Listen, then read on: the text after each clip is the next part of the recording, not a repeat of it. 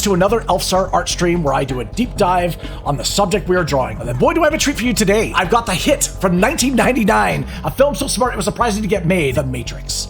First, we'll do an overview of the film, the kind of impact it had. Then, we're going to journey through the making of The Matrix. I also had a request for more music to be added to the art stream, so I'm actually bringing in a professional DJ by the name of Jill Strange. Her links will be in the description of the video. Make sure to drop her a like and consider subscribing to her. Then we're going to briefly cover the philosophy and then enjoy some spoofs before we get into the art giveaway. Our goal is to find the one who will win the drawing, right?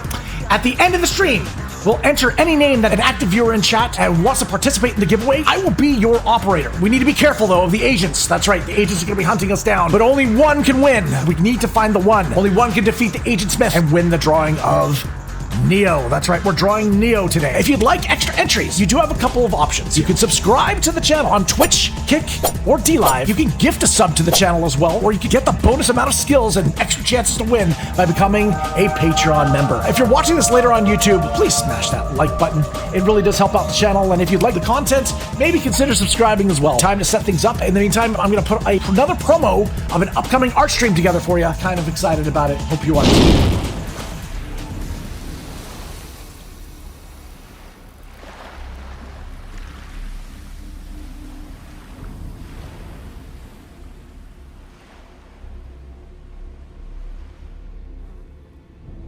There once was a future in which humankind was hunted by a machine that could think, and Terminators built to kill. A future without hope.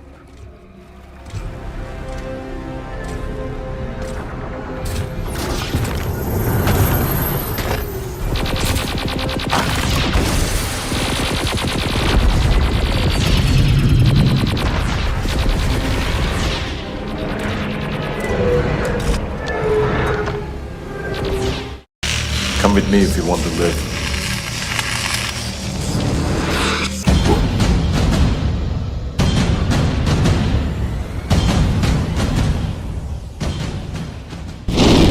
All right, should be a doozy of an art stream. So without further ado, let's get this underway, shall we?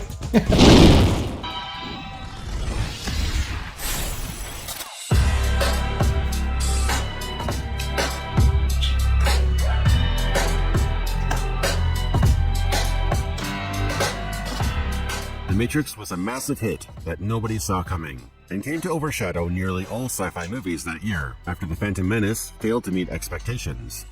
The movie was both a critical and financial sleeper hit. It's become so ingrained into our vocabulary and culture, little can be said about it that hasn't already.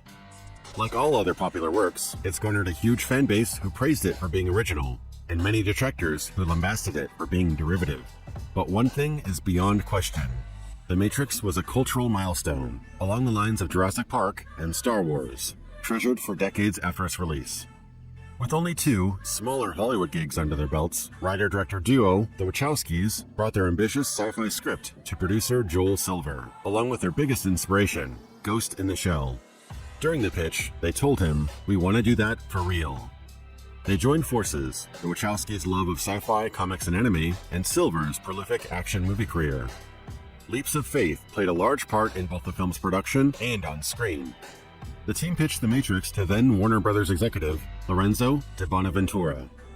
The duo's first art house film barely broke even, so pitching a big-budget sci-fi thriller was a huge gamble. Many redrafts later, they hired comic artists to draw a massive 600-page storyboard covering every single scene in the film. Because those who bought it didn't understand but had to what shoot they in bought. Australia to cut costs. Bonaventura later said of the pitch, "I knew if I was going to make a leap of faith, this was the one to make." The movie centers on a man who leads two lives. Thomas Anderson is a wage slave software programmer by day. Neo is a hacker who spends his sleepless nights scouring the internet for Morpheus, an alleged terrorist who knows the coveted secret of the Matrix. Neo is pursued by both Morpheus' allies and mysterious agents who try to coerce and blackmail him into selling out his new cohorts. After a run-in with these agents, straight out of a nightmare, Neo isn't even sure he's awake or still dreaming, a recurring theme and a nod to the ideas in Zhuang Zhou's Butterfly Dream. Allusions to Alice in Wonderland highlight the analogy of tumbling down the rabbit hole into a dream world. When he finally meets Morpheus, Neo must make a choice. Take the red pill to learn the truth of his existence, or take the blue pill and live in blissful ignorance forever. After all, you cannot be told what the Matrix is. You have to be See for shown. yourself. Have you ever had a dream, Neo, that you were so sure was real? What if you were unable to wake from that dream? How would you know the difference between the dream world and the real world? Reflections are recurring imagery in the film. Anybody done a Nightmare on You see two Elm Street people reflected mashup in with Morpheus's mirror Matrix? shades. One is Thomas Anderson looking at the blue pill, and the other is Neo reaching for the red pill. After Neo makes his choice, he is rushed violently out of his illusory world for the very first time. Morpheus explains to Neo that the world he knew is a virtual prison built for the human mind, while millions are harvested as living batteries. Quite a pill to swallow. The weight of humanity's freedom rests on Neo's reluctant shoulders when he learns of the prophecy foretold by the Oracle, that he is destined to become the One, the savior of mankind, who can bend the laws of the Matrix to his will. We see firsthand the dizzying withdrawals of Neo, deprogramming from a lifelong lie. How devastated would you be if you discovered that decades of your existence never happened? They were only ones and zeros on a computer. The few freed humans now reside in the real world, a wasteland scoured by the machine overlords who created the Matrix and now dominate Earth. Among these are the ship's crew that rescued Neo, a ragtag group of hackers and cyberpunks. They use instanced VR spaces to train and hone their skills to get ready to return to the Matrix. Neo can jack in, upload a program directly into his mind, and in a blink of an eye, he knows Kung Fu. The crew members utilize a parrot signal to hack into the Matrix wirelessly to undergo missions and rescues. When jacked in, Morpheus's crew can focus their minds to bend this computer simulation beyond the laws of physics. But danger lurks around every corner. The machines patrol their systems for intruders and anomalies, and have the power to assume control over anyone still wired into the Matrix. This instantly transforms them into an agent, a superhuman soldier, programmed to eliminate any threat to their virtual order. Yeah, if anybody hasn't seen The Matrix out there, They are highly recommended. and they are no one. Quite a great film.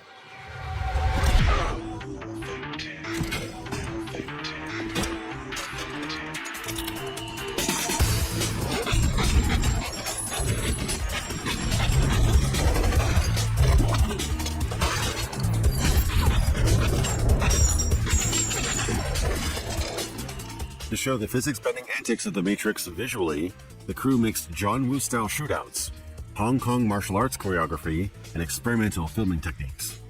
The movie popularized bullet time.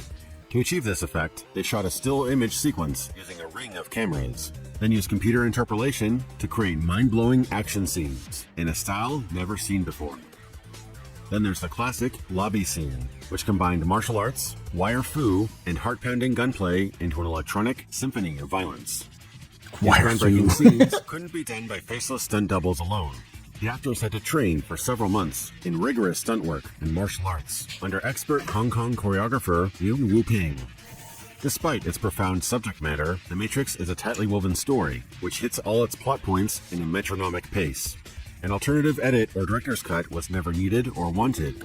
In the last week of That is true. I took out 2 frames because the visual effect had come in and it wasn't exactly what I thought it was going to be. And I felt that this cut wasn't quite right. I figured this is the end. This is what's going to be there forever now. And I wanted it to be right.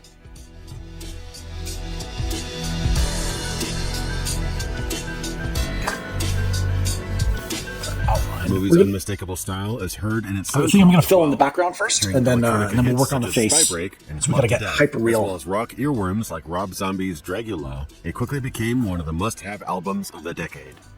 It's in the original score that you hear the movie's themes in audio form. Composer Don Davis ink used today. orchestral strings and brass to represent the real world, and synthesized symphonics to portray the simulated world.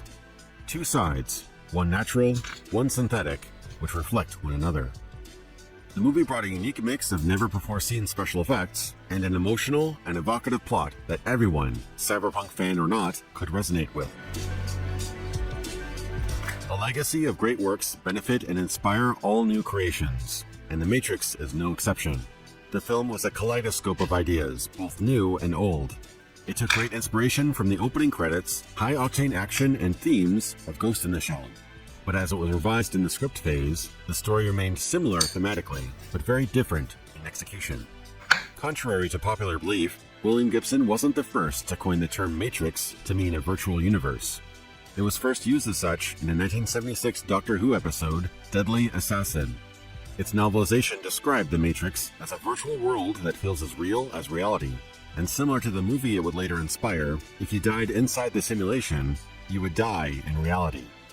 Trillions of electrochemical cells in a continuous matrix, a master pattern.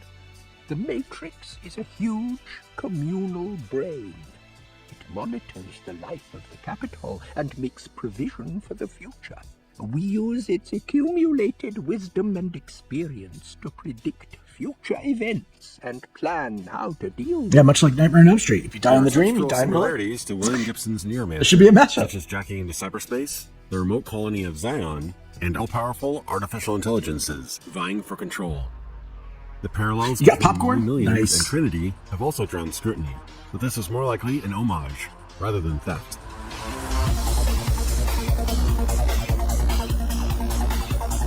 Many have claimed the film stole its style and plot from a Grant Morrison comic.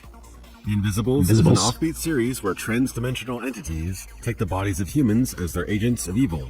Some cite that King Mob's torture scene in Volume 1 was repurposed for the movie. However, The Invisibles has such a variety of settings, characters, and plots that the occasional echo between the two is inevitable.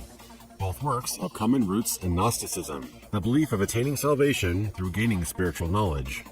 Philip K. Dick's Valis, the Illuminatus Trilogy, and many other sci-fi works share these philosophies as well. These claims have gotten so overblown, you'll rarely hear mention of The Invisibles absent from the Matrix plagiarism allegations, a disservice to both works. Dark City and The Matrix often get compared as well. Oh, We yeah. have a lone hero who gains mysterious powers to overcome a dark Anybody force here see Dark which City? is changing the world as we know it, and that our sense of reality isn't what it seems. Given the slow-moving cogs of Hollywood, both projects had already been in development since the early 90s. Many similarities were simply coincidence, but these movies had some direct connections as well. In December 1997, producer Andrew Mason was negotiating with the Wachowskis to shoot in Sydney. As a showcase of what the city could offer, he invited them to an early screening of his recently completed film, Dark City. Since its earliest drafts, the Matrix script and storyboards had called for street, building, and rooftop scenes similar to the ones in Dark City, so they decided to reuse some of these existing sets for cost efficiency. This was common practice, but would later raise suspicions because of the proximity of the movie's themes and release dates. After Warner Brothers signed them in 1996, the Wachowskis spent 2 years redrafting, storyboarding, and training their cast in preparation for their shoot, just days after Dark City's premiere on February 27, 1998. The assumption that this was all thrown out on a whim, violating their contractual obligations, just doesn't add up. Aside from some visual and thematic similarities in Dark City and The Invisibles, The Matrix has attracted Well, they myriad filmed on the same claims of set. plagiarism, ranging from the The rooftops. superficial to the unprovable to the downright bizarre. It's filmed in Australia. It's really just a set of questions, a mechanism for prodding an ignorant or dulled mind into questioning as many things as possible. Andrew Mason. The Matrix combined the bleak predictions of cyberculture with philosophy going back millennia.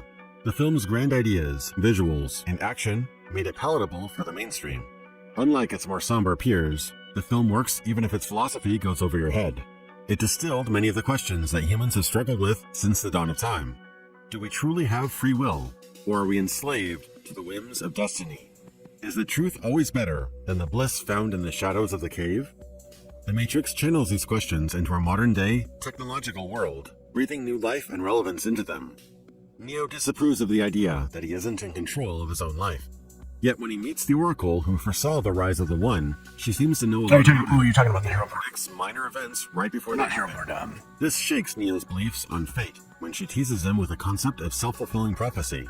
Would he have still broken the vase if she had said nothing? The Matrix was heavily inspired by Baudrillard's work. Simulacra and simulation even appears as an Easter egg in the first act of the film. The movie references the book's interpretation of Borges' Parable, a story inspired by an older one by Lewis Carroll, about not confusing the map with the territory it represents. In this story, imperial cartographers are challenged to create the perfect map. But as they continue to expand it with increasing detail, the map eventually spins their empire at a 1-to-1 ratio, thus becoming useless and falling into decay. Simulacra and simulation follows this analogy up with its own twist. What if the real world were to decline and erode away, leaving only the map of what once was? If we were to peer underneath it, we'd only observe the remnants of reality. Or The desert of the real. Yeah, it's kind of a. I understand that the argument about the fact that the Matrix should be indistinguishable from reality, and therefore it would be much more realistic. But the thing is that the film is a visual medium, and with such a complex subject matter, a film being very, very smart or being too smart for its audience is not a good thing. So they did apply that visual to the Matrix, which was a green hue, the real world being a blue hue, and then the construct being kind of like, a base white, right? It was a visual medium so that audiences could follow along and understand where they were. Subscribe to your channel. Yeah. How are you going to the react? Oh, Eric, you gifted a sub to the channel. That gets you an extra entry. Millennia. Let me just get you in on here on the wheel. This There we book go. and several others were mandatory reading for the main cast. Yet despite how much the movie's writers revered his work, Baudrillard disliked how The Matrix made too clean a distinction between simulation and reality. His philosophy argues that in our modern society, the two are inextricable. The Matrix features a simulation created by the machines and a real world inhabited by humanity's survivors.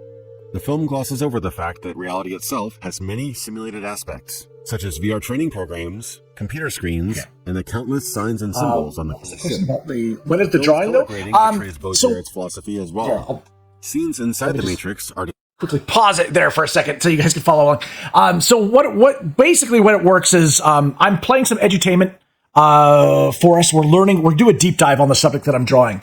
The drawing usually takes me about I would say roughly 3.5 hours to complete.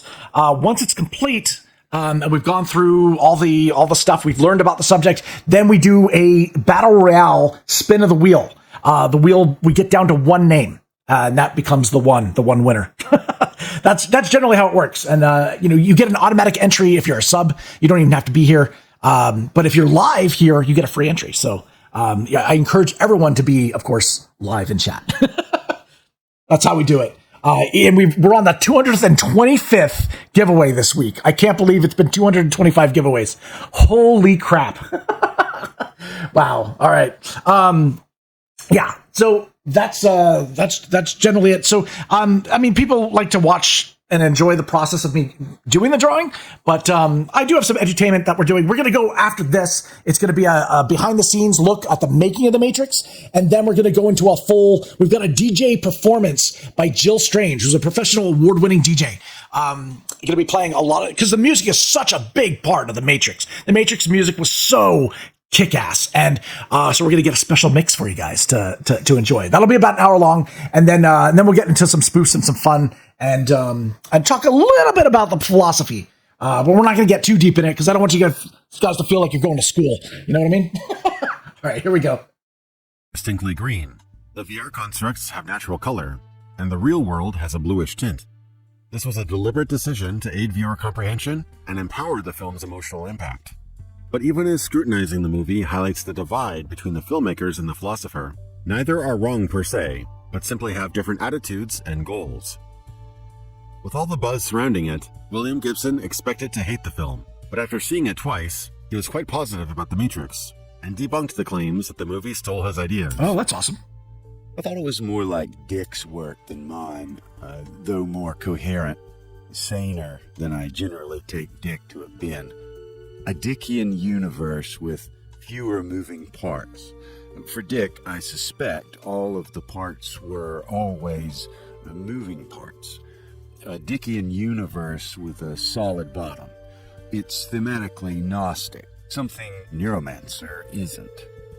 Whatever of my work may be there, it seems to me to have gotten there by exactly the kind of creative, cultural osmosis I've always depended on myself. If there's Neuromancer in The Matrix, There's The Star's My Destination and Dahlgren in Neuromancer. When I began to write Neuromancer, there was no cyberpunk. The Matrix is arguably the ultimate cyberpunk artifact.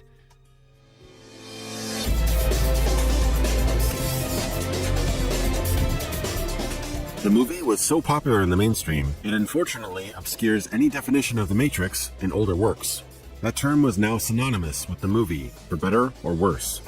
The Matrix is easily one of the most influential films of the 20th century. It was soon parodied and referenced in hundreds of movies, shows, and games.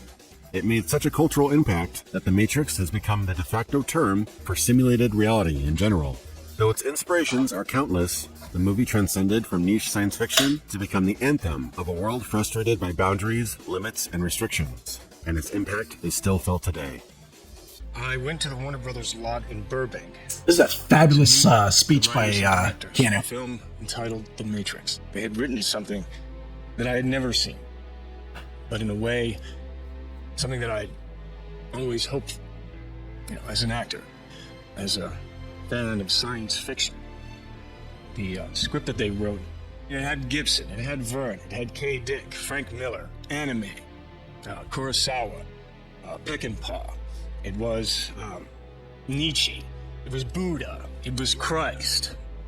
It was themes and levels. It was dualities, modalities, realities, dreams, will, destiny, freedom, slavery of the mind, of the body, the construct, who lives, who dies, identity, sexuality, viruses, and love. It was mythology, philosophy, technology, and truth. What truth? What truth indeed, guys. Simulation theory.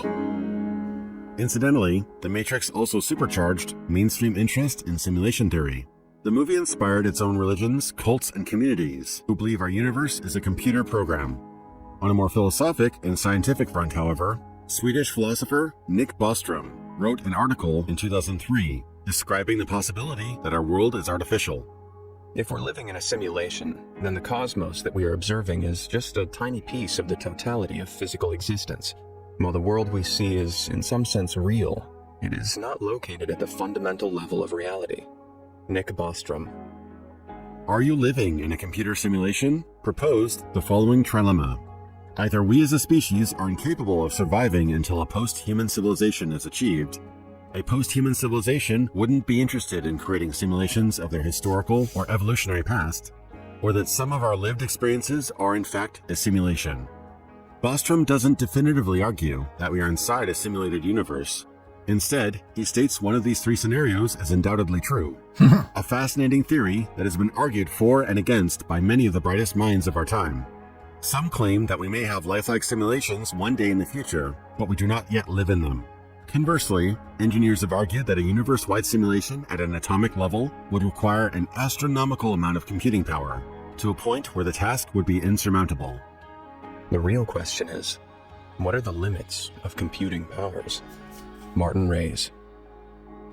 It's a sobering crossroads of sci-fi and scientific research, which has sparked countless internet discussions and has many celebrity proponents, such as billionaire tech mogul Elon Musk. Yeah, he believes we're all in a simulation. Elon does. While we may have gone off the deep end at the turn of the new millennium with philosophic and existential questions, one thing was clear. What we see in our world is mirrored and expanded upon in fiction. And in turn, these stories would encourage us to build the future we dreamed of. The year 2000 didn't come with flying cars, cyborgs, or Martian cities. However, many of the challenges that come with living in a computerized world would be realized. We were now joined at the hip with technology, but through a painful growing period, we came out of it a transformed society, perhaps with fewer metal arms and cybernetic eyes than we expected. Very true. All right, guys, that was by Indigo Gaming.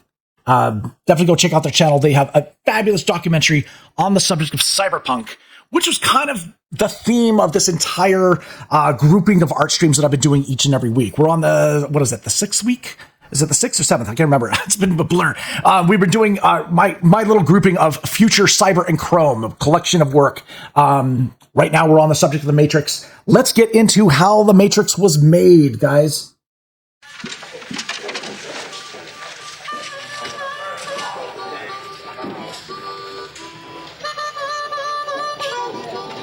That's Fishburne on the harmonics. Thank you. Get down.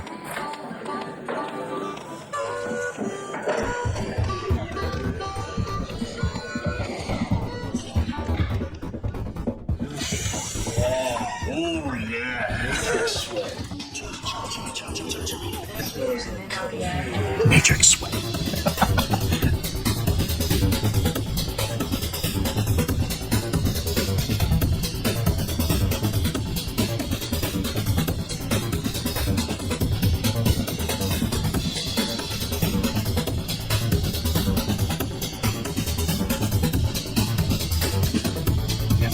On the face here.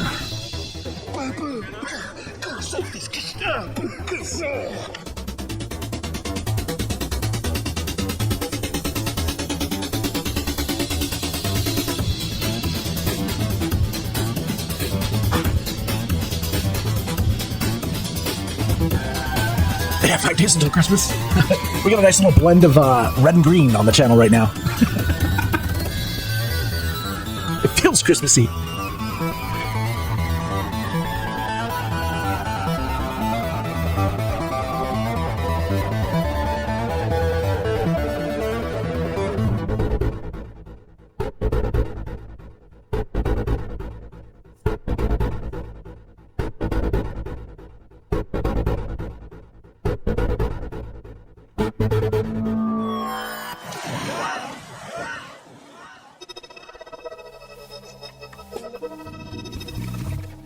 I don't think you very often have the opportunity, frankly, to read something and go, you know something, this could really impact how we view a particular genre. Yeah, I think this has that opportunity, and I think people will mimic it. Here they come, ladies and gentlemen, from Chicago, Illinois, the Wachowski brothers!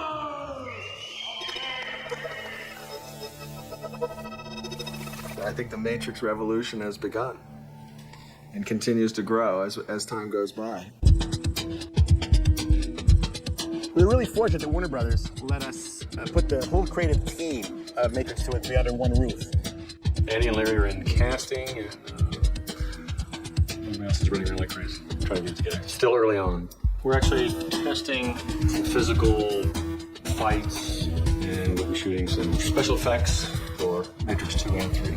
We're preparing for that. Yeah, 2 and 3 were shot at the same time, right? Trying to flesh out what the film will look like. We're trying to organize head castings for the actors so we can design classes and helmets and head things for them. We've got concept artists working on the movie. It's about 5 times as big and 10 times as difficult to put to paper.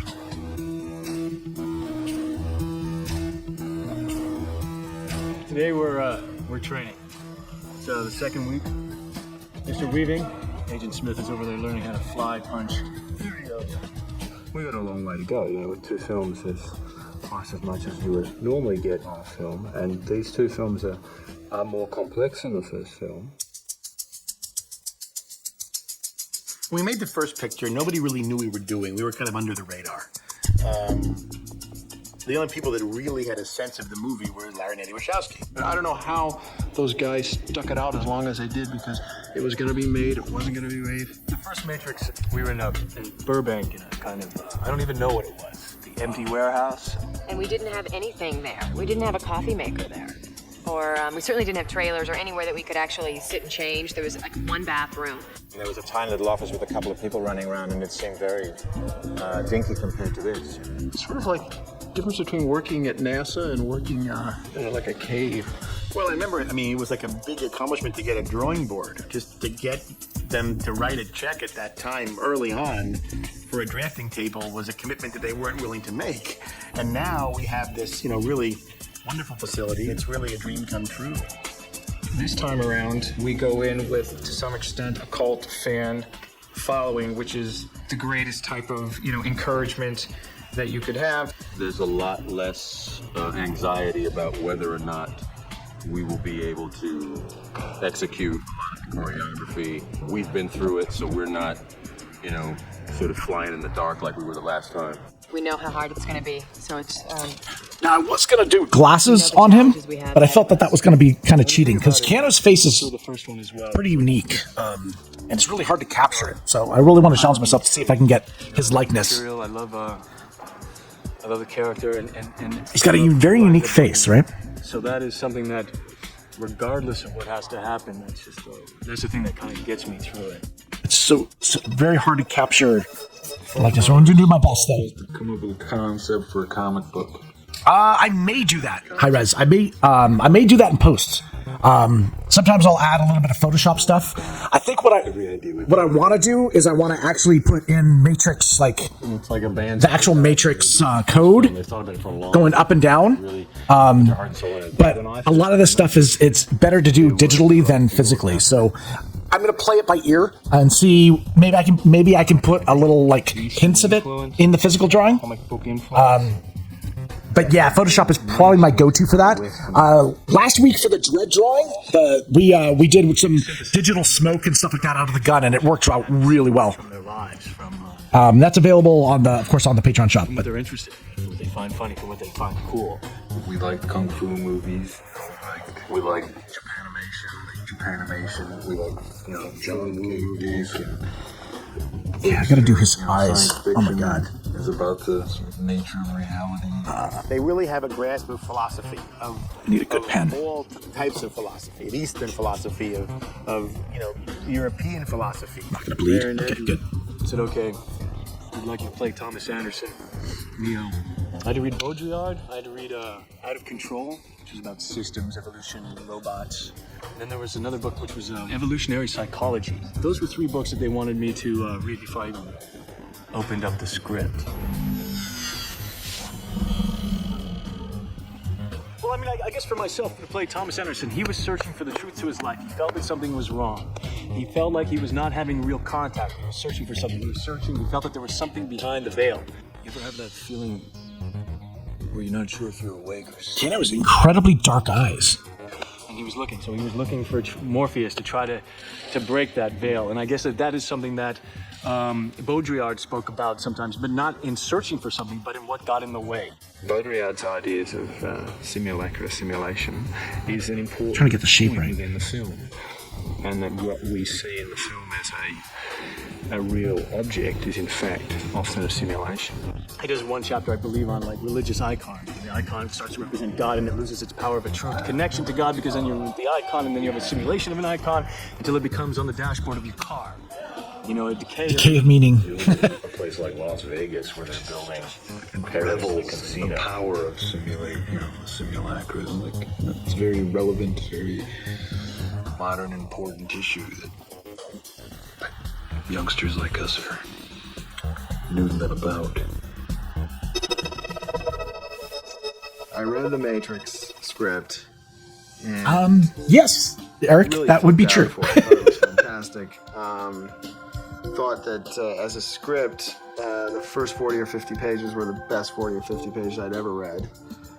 And then I got very confused. I went to the first Warner Brothers story meeting, and sign me up. Okay, now we know we bought something cool. We don't know what it is. Could you just take us through it once? When I first read that script, I went, am I in the Matrix, or am I in the real world? Kind of, how do I get my head around all this? I have to say I didn't understand the script. I mean, I understood the script. Well, I have to say I liked it. But every time I reread it, and every time we got closer, I understood more and more and more and more. I had questions forever, and they would have constantly tried to change the plot, and they would, no. That kind of money, you could just simply buy D-Live. I have no idea why. I'm sure it's for sale. Who read the script of the first Matrix found it confusing.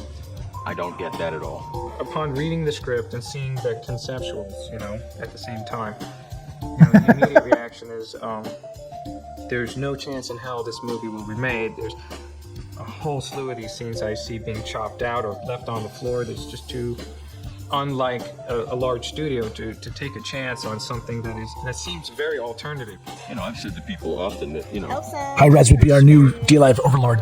it's almost a miracle that it got made. Because it is. Hey! Thank you, man. A lot of readings and a lot of conversations with everybody to fully understand the script.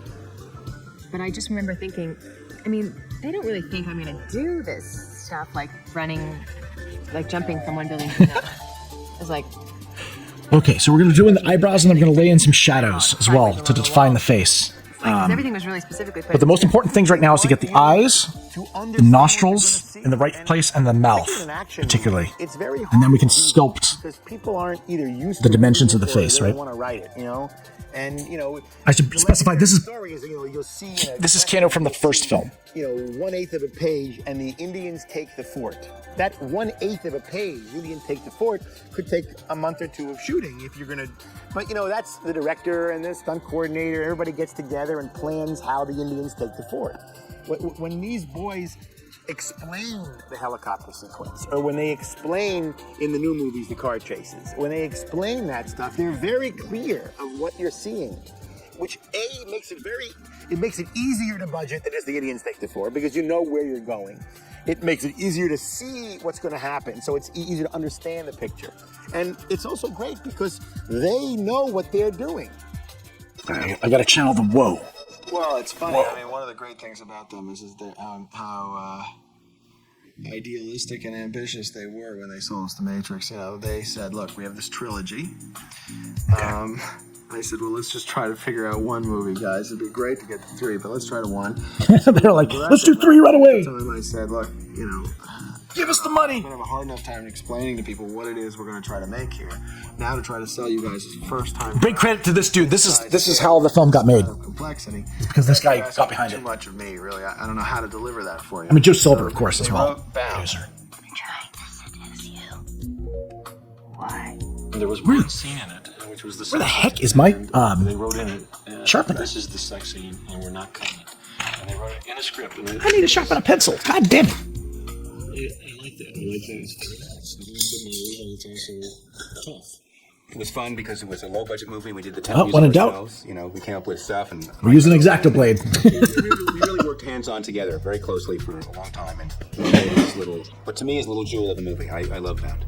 I remember when I showed Terry Semmel Bound, he was so. Yo, Danny, good to see you. They just made a picture here called Diabolique that was okay. not that effective, and I remember Terry said, "God damn it, Appreciate that. Probably cost a fraction." He was talking about Bound. Means a lot that you want to spend your break, your hard-earned break. Those guys are good. So that was With me a little bit. At the end of Bound, when we were totally exhausted, I think it was our last night, I said, hey, Pulp, you want to do a $100 million movie next? There is no pencil. There is no sharpener, is what it is. God dang it. Even if you do, I don't want to do it. Because I know that the more money you have, the more heat rains down on you. Guys, too, also, I know I'm speaking over a lot of this stuff. $5 million. I will have the links on the YouTube video. I will have all the links to all the footage that you're seeing here. If you ever want to check it out, it'll all be there listed for you. I organize stuff pretty well there. So. And they didn't listen to me, thank God. I remember thinking, well, that's It's not the pencil that sharpens. Bound to this big movie, and I know Bound was so great, but a lot of times that doesn't happen. Studios aren't that. Until the Joker that. With people, and after spending an hour with them going through the storyboards, I totally understood why someone would trust Joker from Dark Knight who killed somebody with a pencil. So few people understood the original script that they decided to storyboard the whole thing, so I explained it. Nobody really understood, the level of the action or the level of detail that we wanted in the action sequences and the conceptuals. So what they really wanted to sort of jazz them about was, the action sequences, which were, like I said, very Hong Kong and comic book influenced, comics and graphic type storytelling. Yeah, they illustrated the entire thing, well, almost like a comic book. Normally, storyboards are not that in depth, right? They love comics, and they worked in the world of comics. They wrote the first comic book. Steve Scrooge, there. I met Steve Scrooge at my shop. My big break in comics. Also at the Schuster Awards. He's a Canadian comic book artist / storyboard artist. And I remember going and watching them do storyboards early on, and they would acted out, and they and the storyboard artists would look. This is the frame, and you could see they're drawing from life now. They're not drawing things. I had a brief stint in storyboard art. It's so much work. There's so much drawing. And say, hey, what do you think of this? They, That I didn't last long. I was like, I'm done. Examining. I have no life. You'll see different sides of it. Flip it around. Just look like, and that's even what their camera does. Here's an event. This looks like over here. Mad respect for all storyboard artists. Like, they can draw like super fast. Their comic background is that their storyboards were far more dramatic, and the moments that they select to actually draw, the snapshot in time, is often right on the head. The most maddening, the most emotionally evocative. The whole notion of storyboards and what Wachowskis do are just there's no compatibility to that. These are paintings. They are they're master drawings. Jeff Darrow came aboard and did a lot of the conceptual work. I only knew 2 comics. A lot of subtleties here. What's my method of attack here? And then Big Boy. I think we're gonna lay in some just some shadows, just to I had hard-boiled for me to get my head around this. Like millions of other people, and all I could assume was that the man behind that was the most demented individual on the planet. I was expecting some guy, with, covered in tattoos and piercings. And I assumed he was, a very skinny, scrawny methamphetamine abuser. When Morpheus tells Neo he has to free his mind, you don't gotta say that to Jeff. His mind is free. I mean, he's out there. I remember they tell me one guy wanted to know what kind of drugs I was taking. Sominex and Metamucil. It's a tremendous amount of drawings, Eric. Like a lot of drawings. That could have corresponded to images they had, especially with the sentinels and the robotic part of it. But important to for filmmaking. The level of detail that I put in drawing. Draw so many details that it becomes. Yeah, check out that detail, guys. Holy crap! Inside it, every section of it is madness. In many ways, Jeff is wired to Larry and Andy's brain. I mean, they're all wired on the same circuit. And during the entire period, they were always, I hope we can get this in there. I hope we have the budget for this. And I hope this looks the same. And at that point, I had no real experience in storyboards, and I had no idea how closely everything had followed. I was amazed that they got everything as exact as they had wanted it. It's right out of their brains. What number am I using here? 3? What we had to do really in the film was to establish, I think visually, the difference between the Matrix and the real world. Our job was to differentiate the two worlds in as quiet a way and as pervasive a way, so that it took you someplace, but not in an in-your-face manner. In the Matrix, everything was slightly decayed. Everything was slightly monolithic and grid-like, like a machine would make it. And you notice some things like the interrogation room or the government office. There are grids on the walls, there's grids on the floor, there's even grids in the ceiling. And so we're hoping that will convey a feeling of artificial control, if you like. Owen and I collaborated a lot on the strength of the tones of green in the Matrix. Also talked with Bill about, when the light hits a certain fabric or a certain leather, or how I could make it pick up green, or how I could make it pick up different colors. In the Neb, we wanted it to be much more about the human beings, and so we used longer lenses and sort of put the backgrounds get all sort of soft and have the humans stand out more. Their clothing is a little more humane and cloth-like, and their makeup is more natural, their hair is more natural. They're less styled. It was a very hand-hewn world as opposed to the Matrix. Also, they're a mercenary group of people, so they have more on their minds than fashion, The Matrix more on the minds of fashion. biased. Whereas in the real world, we went for a blue bias, and we avoided green, except for Tank's console on the Nebuchadnezzar, which has got green code in it, which is of course the Matrix. So all of those things, which might not seem a great deal to anyone else, for anyone who's actually trying to work out the nuts and bolts of the film, they're kind of like real revelations, if you like. I guess my job is to try and create the environments for Larry and Andy and the actors to sort of work them in. What do you hear? In Australia, the whole art department pulled off. Most people won't believe it. The largeness, the hugeness, the sort of complex set after complex set after complex set, and like built them all. Okay, shut on the nose. Let's see. Totally realistic. I think his design was so spectacular that he even surprised Larry and Andy, and he kind of went further than they had imagined. That's real credit to him. We're sort of falling back a great deal into and utilised this. Larry and Andy wanted us to do a lot of Jeff Darrow's drawings, which were the original conceptual thing.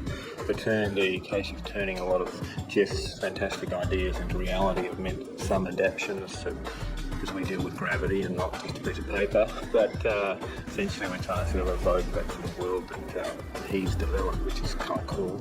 Well, Owen says, also being derivative of Jeff Darrow's demented imagination. Darrow, man. Fascinating to look at. Most of them I wanted to turn into a nightclub after the film was done. I think sometimes building sets is like the Matrix itself. On one side of plywood, and then you walk through a doorway, and there's another world. Just being the Matrix, I mean, there's a kind of like a simulation to every object. That's kind of the illusion of the Matrix in itself, Simulacra simulation was very much the case. Basically, my job is to take the script and show people who the characters are. Last year, for Christmas, it was pretty much a blizzard where I was. So it's actually warmer than last year. Yeah. I had to stay home for Christmas. Couldn't see family because the ferries were canceled. And then we iron out things because of the weather. Can you do kung fu? Can you hang from the ceiling upside down so we don't see up your dress? We work out all the practical considerations. And I might use 3 different types of fabric for the same costume. So one might look the same but be stretchy because I have to put it over harnesses or... Just no tires on your car for no reason. Hey man, you know what? You're prepared. Or whatever. That's reason enough.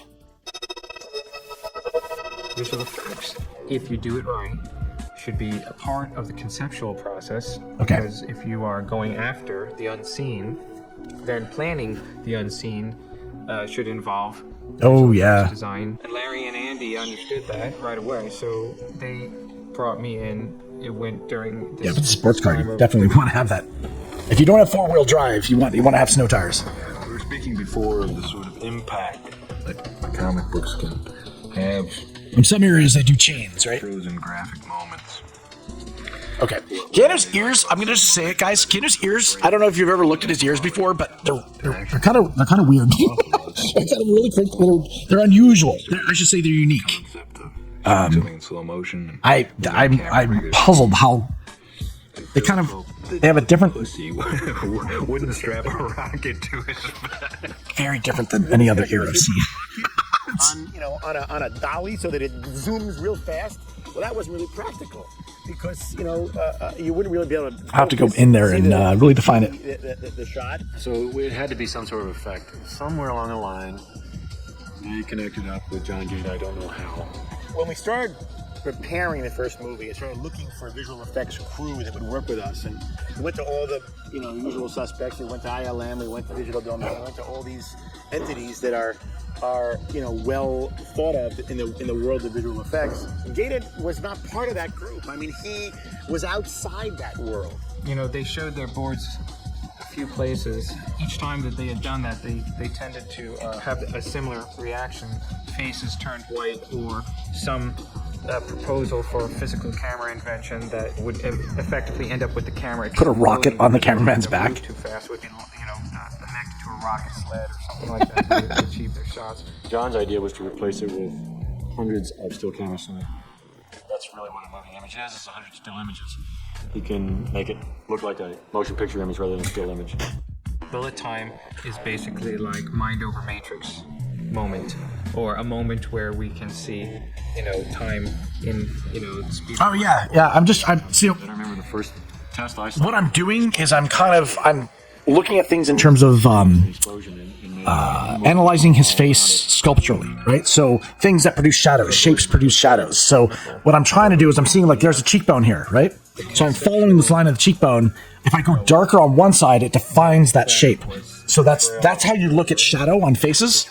Is you think, I mean, you just try to bring them down to just being objects in a way, and then you're not afraid to put a shadow across a face or something like that, because you need to define it, right? So it's like, okay, this is going to be darker here. I'm going to have to go darker than this one. I'm just blocking it in with a one step lower just to see what it looks like. One more shot at it. I think I want to do the same on this side as well for the cheekbones. I drew it one morning because they were going to Warner's. And they said I got it. That was the yeah, and I'm not doing a one for one. Like I've got reference, right? But this is different than what the reference. I'm looking at multiple references and kind of combining them together. So it's like I don't want to do an exact photograph of the film, right? Like that's not what I'm doing here. I'm doing my own version. Okay, so that. Okay, let's see. I knew you'd have to go darker. I have to go darker. No good. My kung fu is just no good, man. To shoot the kung fu the way that Leak under the house in the crawl space. Oh. Ooh, just keep your wires away from it. Chance that it sort of happened in front of people. Obviously, your wires are not in the crawl space, but Creating it in the editing process, and that required all of the actors, all 4 major actors anyway, to undergo some massively intense study with what we think one of the best Hong Kong choreographers. Wu Ping? The wirework? 香港有啲唔同嘅，即係香港如果演員，我哋即係平時拍一般動作片咧，即係演員打得梗係好啦，但有啲演員動作打得有啲演員未必打得嘅做唔到嘅，通常我唔睇身嘅。kept saying to me, we want the actors to actually. So what do they call it? Gorilla tape? Solves everything? I would say to them, what's the big deal? Let's get the people who can do the kung fu. But the boys were convinced that they wanted to see these actors doing those things themselves. Actors always bring more to believability of it than a stunt person is, no matter how good. Would you prefer to crawl it soft ground, Eric? A lot of the stunt people in action, and you've got the best of both. It's like in the mud. Oh, thanks, G. 即係我自己感覺上咧，就應該唔使係啊，應該即係2個月都已經好足噶啦嘛。啊，後尾即係睇佢啲動作打拳，一極都唔似樣咧，我頭暈啊，我驚死個都。Okay, Cannon, you have a very unique face. I gotta say, like, very handsome man. But with how demanding we thought it was going to be. Hey, we were just hoping. Who's doing that? Steph. My gosh. Crazy enough to do. Oh, much love. I had no idea what we were in for. You know, they said 4 months of training. You guys have been amazing. Let me throw some stuff in the chest. They said, there'll be lots of training, kung fu training, and are you okay with that? And I said, yeah, sure, that's no problem at all. And I guess I didn't really think about it enough. I totally knew because I screen tested. In celebration of for 3 hours during this 255th giveaway, we're gonna also do 255 lemons in the chest. Straight, without like other actors to have the time so that I can have a breather. I'll tell you one thing, those first 2 days kicked my ass. After the first day, I was so shattered and so shocked, and I realized I was so unfit, and we had so much to do. And I was working with these incredibly skilled Hong Kong performers who were looking at me like, he'll never get there. 打一拳一腳都唔似樣嘅，我已經有少少暈暈地啦，係死㗎啦，咪就決定從基本功學起啦。基本功法咧，即係從開始腿功啊、壓腿啊、練腿啊。We started actually the last one on these bars, so you think of bars, and you just kind of put your leg up. As we would walk in and say, hey, First thing is stretching, right? And before you train, you must stretch. Get your leg up, Carrie-Anne. Good morning, Keanu. Yes. Carrie-Anne here is she's a local Vancouver actress. Kick for about 45 minutes. We're kicking and we're kicking and we're kicking and we're sweating. You're sweating and you're grunting and you're going, ow! You know, the next day you come in limping. We're just slowly building it. We're slowly building it. It's. I got time with this one, so I don't normally go full total realism, but we're gonna try that with Keanu here. Recovering from surgery to his neck. Yeah, coming into the training for the first one, I'd had a 2-level fusion in my Training with a broken neck. My legs were I was getting paralyzed. So I had the surgery done, and then it was just a waiting game just to see if it would fuse. But it really hindered me a lot in training because I couldn't train kick for them. Well, what I think I want to do, my plan is to play with focus. So we're going to have extreme focus on his face. And then the hand and the bullets are going to be all like out of focus. I think it would be a really neat contrast. But it's going to take a little bit of tweaking, and we'll see if it works.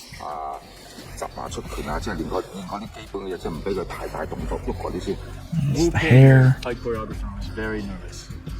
And if you notice in the film, I don't kick that much. I do a couple of wild kicks, but I don't kick that much because I couldn't.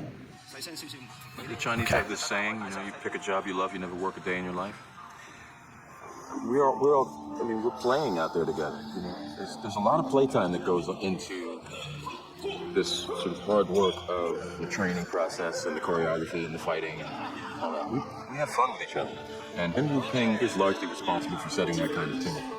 He's second generation. There's such a wealth of knowledge and experience. Him and the people that he works with are great teachers and instructors. Yeah, well, we basically had the basic structure. It'll take a long time to watch it, Eric. Structure of how we wanted the fights to work. And then he just would rush in the fight, do some things, we'd see him, decide what we liked, what we didn't like. What we had in mind was just being able to see the guys jump and hit. And the two shot. Right. How did this hit? Is this just a takeoff?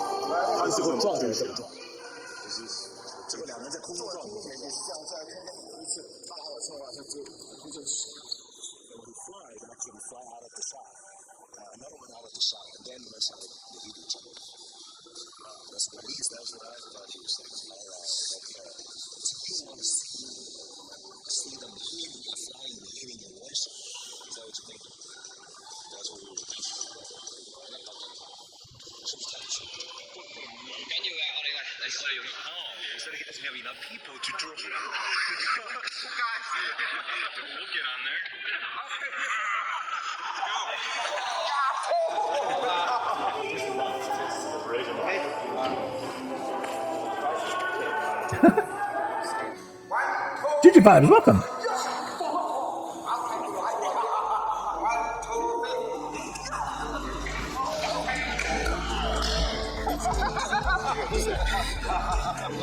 Both Wu Ping and the Wachowskis are working on the shots. It's all videotaped. It's all worked out where the camera goes.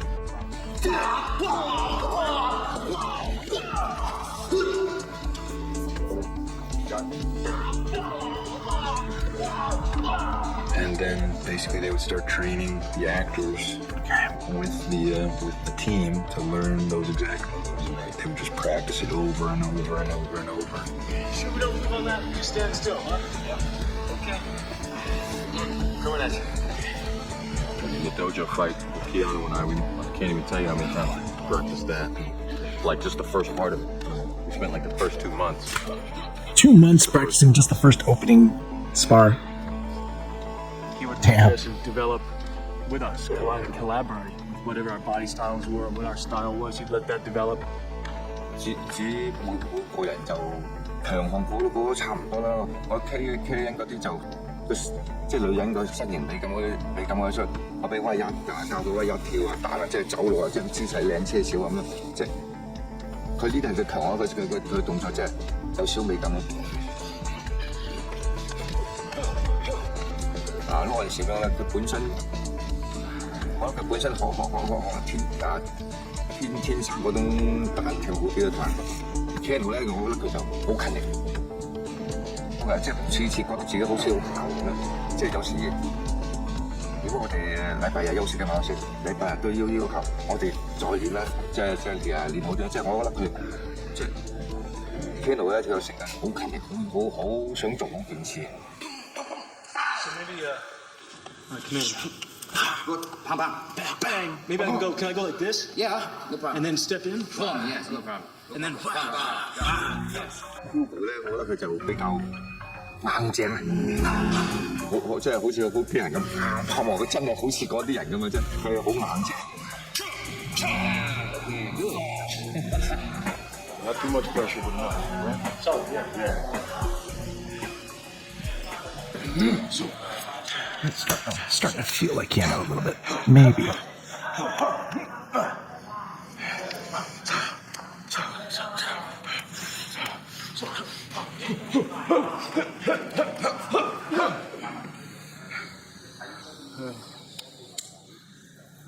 That's clean. The American training. Good. It seems ready to go to Australia. Well, yeah, I think we were ready. I mean, I know I was ready. Let's go. Let's go. Let's go.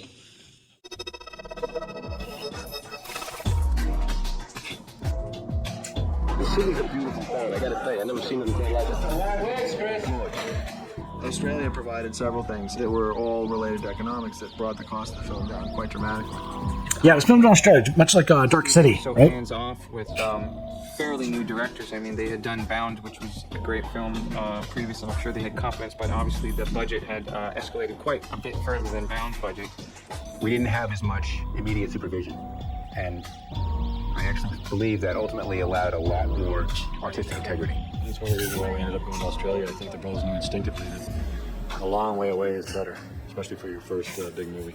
Not bad. Not bad. Okay, I do think we can go. You know what? Let's put this in shadow. Let's just On the first put that in day, shadow. Push this up. kind of blessing, Buddhist ceremony. Maybe the same on the other side. We had a big pig, big feast. Let's get some fruit, some candles, some incense. Auspicious day. Just started filming, and we now look forward to like 5 months of filming, and we're just not going to be any. It's almost hard to imagine the end part of it. I felt like there was a really great excitement about it. I remember when we showed up meeting the people who were building the sets. It was in a new studio. You know, costumes were being built. We were getting ready to go, and it seemed like everybody who was working on the picture had a genuine enthusiasm and excitement about what they were working on. Interesting. He's got a scar on his lip. I was feeling really good. Never noticed and that. then I There's got a the little news that my scar knee here. refused. And so we had trained. What we try to do is train for the train and then fight, and then do the other, you know, and then train, have a chunk of time to train and fight. And so I was ready to go, and then they said you can't fight, and I was like, Hail there. Say hail on the channel. He knew that his neck was injured, and the schedule was backloaded action-wise, so that in the beginning of the schedule, Keanu could do quieter scenes, and as he became more healthy, he could do the harder fighting scenes. Okay.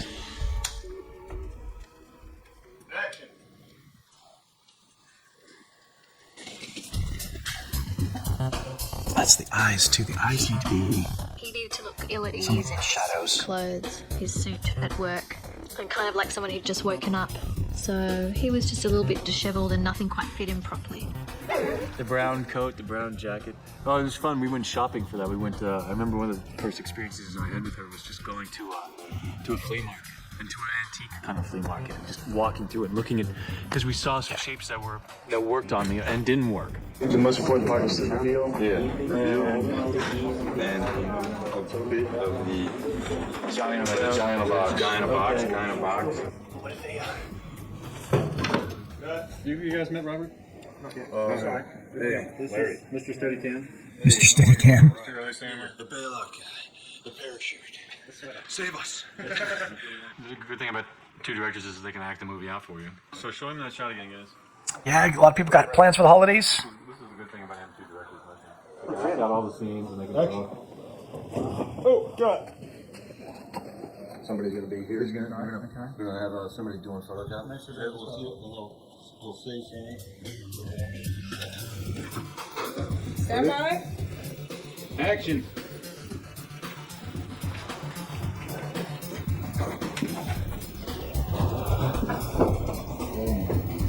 Yeah, Sarah and I, we celebrated a little bit early with our family just because of last year the weather being so bad. So we're actually going to just spend it at home this year.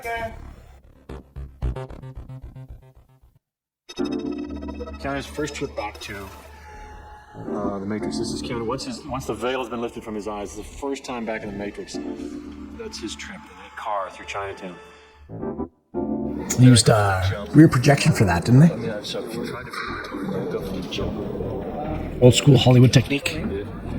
But it makes it look fake and artificial, which is kind of the whole point. And then I find out that I'm not even the one.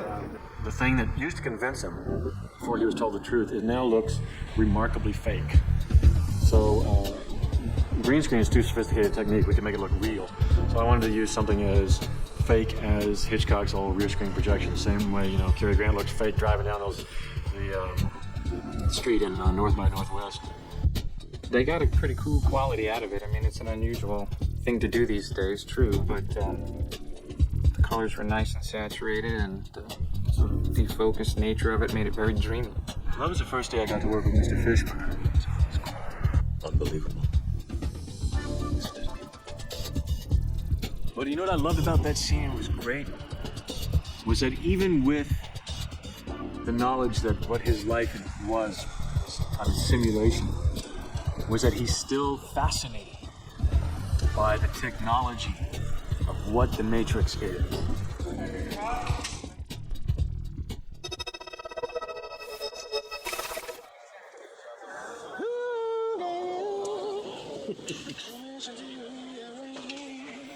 I don't want to go too dark with the black because I do want to actually add some color into this. So I'm trying to figure out how much I need versus. Character. He's like the guide through the world.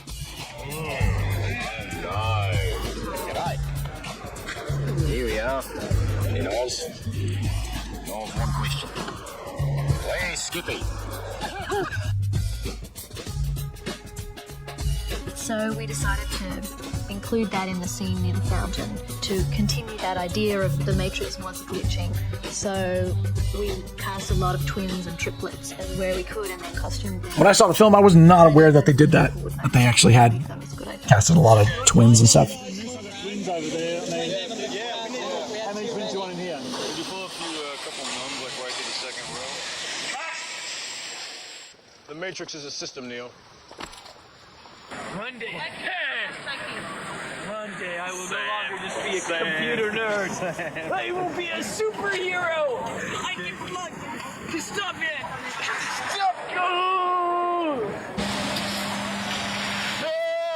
They agree on everything. What does that tell you what I think of your idea? Are you listening to me, Neo? Or were you watching The Woman in Red? Again. It's hard to hold this damn gun. It's like holding a brick. Yeah, guns are heavy. So you liked this? Or nothing. Freeze it. Just freeze it. Try it clean and naked. Clean and naked. Freeze it. We're establishing everybody in these shots? Yeah, the order of events is we're going to shoot the background with nobody in it whatsoever. Then we're going to shoot the fountain with a really closed down shutter, which means like when you shoot those water commercials and you want them like super crisp. Then we bring in the crowd. We shoot those guys for all the three angles. And while the people are walking through the frame, we're going to ramp the camera from 24 to 96. Right? And in that moment, we're going to stop. We're going to pick a frame that looks crisp and digitally hold that frame for the rest of the scene. So everyone's like stuck. This isn't the Matrix? No. It's another training program designed to teach you one thing. If you are not one of us, or one of them.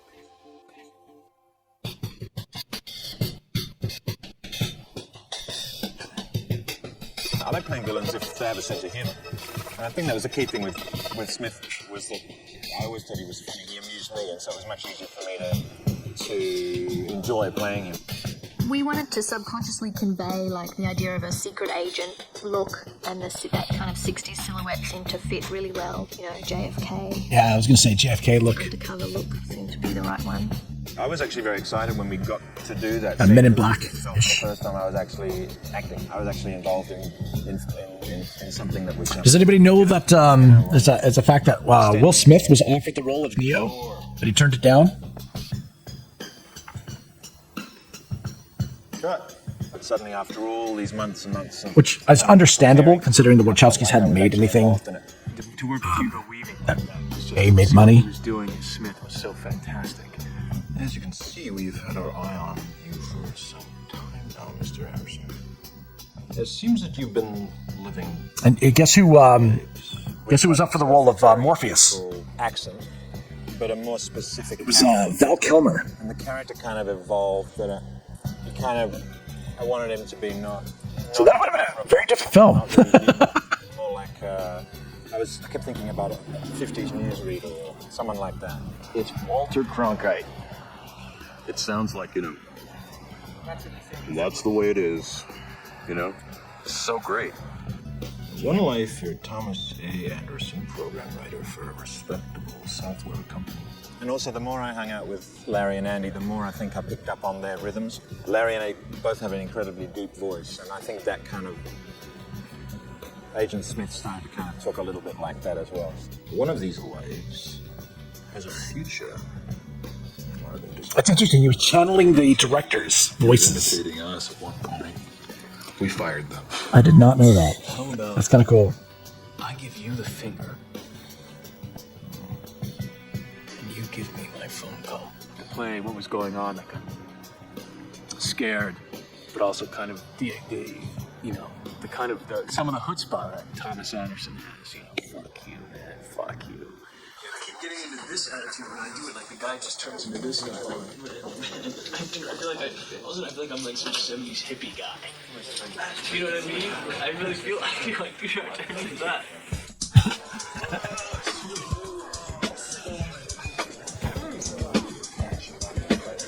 Mr. Anderson. And then, of course, I had to do the special effect and to have the mouth covered for 5 hours. Because I hadn't thought of how I would communicate that day. All of a sudden, I found myself. Okay. We've got the face kind of slightly defined here, just with the grayscale. We are going to do color. We got time for it. But I think I need to roughly plot in the rest of the stuff in black and white first. So let's quickly do that. Action! Of course, if anybody has any other questions about the art and stuff like that, I'll be free to answer.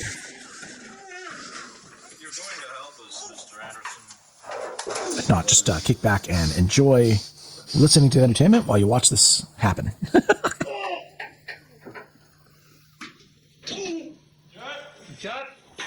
That was a good day. That was a fun day.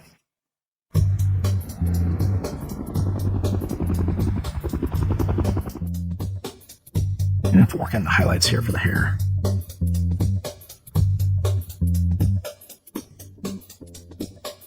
I might do some, with the color pencil, we'll go in there and bring out some colors and some reflections.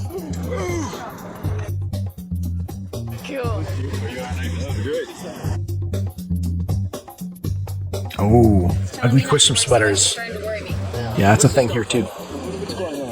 Okay. Bill Pope Light right here.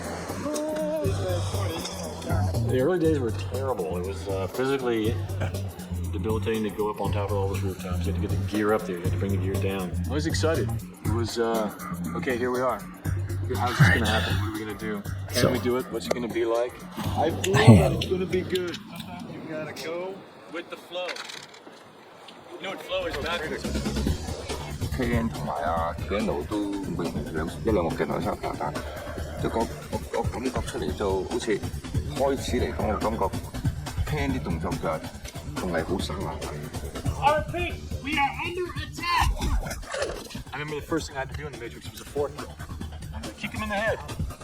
I kick him in the head. I've been training for 4 months not to kick anyone in the head. Kick him in the head.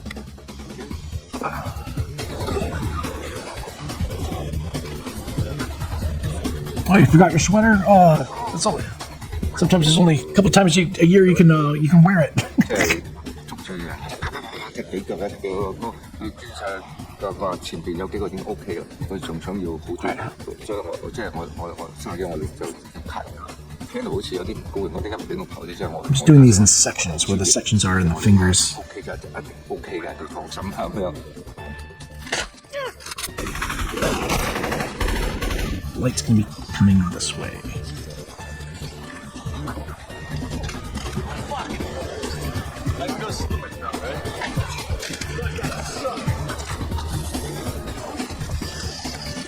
Action! Die! Oh my gosh, and that first day we did it on the rooftop, I woke up with it, like my neck went out and I couldn't move and I was crying, you know, thinking, oh no, and they brought a masseuse over to get it out and we did it. Thank God for Advil. Oh yeah, very good. Yeah. Super dark there.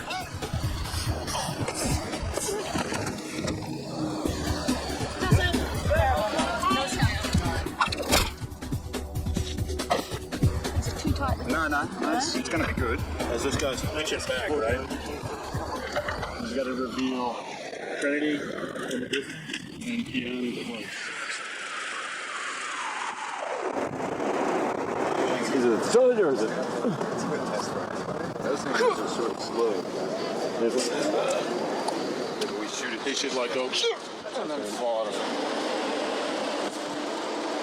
Excuse me, mate. Could you pull that out of my head, thanks?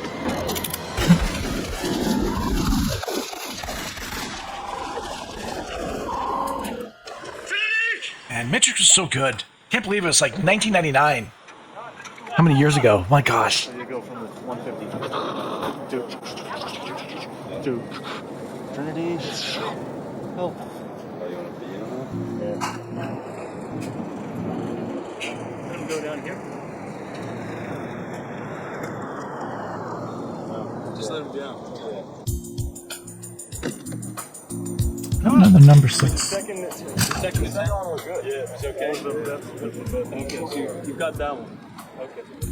Well, this isn't bullet time. It's running out of ink. Bullet time action. That was the backup plan. We had not completed making the special rig that we knew we needed to do the real shot yet. We wanted to make sure that we could do that scene if the bullet time process didn't work.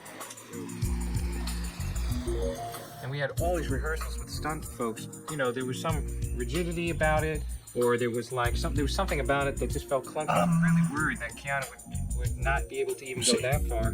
We do one where he goes to and try to start back the other way. And all of his performances were much more fluid. That there was this extra like inertia, you know, emotional inertia that allowed him to stretch his body. Might actually go a little. Do we go black? Like position. I think we might do something with color instead. I don't want to blacken out the hand. So hot.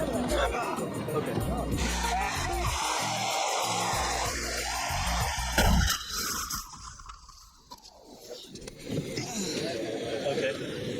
And you want this to come on? Yeah. Dodge this. Such a great shot. That fisheye lens with the with the gun to his head.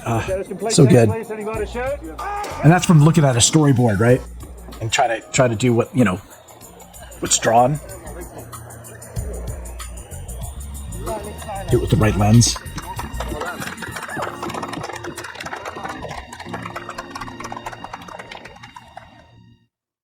Ray! Hands in your head! Do it! Do it now! These big sausage fingers. Trinity wore the most bare skin of everybody, so that you had that distinct difference between something black and shiny and kind of metallic looking, and then somebody's flesh. We spent Certain stunts, Eric, were done with stuntmen, but a lot of the stunts were done with the actor itself. We could get Trinity as much as they could, right? Oil slick. They wanted you to see the actor doing it. I spent a lot of time last time on the wires. I did So a few actors out there that love doing their own stunts. And then all of a sudden you kind of like Tom Cruise being find your a big, way with the wire. big one on Feel wanting to like always do the it's stunts. very sore, like it hurts to be the wire. The studios would say no to him. So you know what he did? He became It's sort of more of the mind.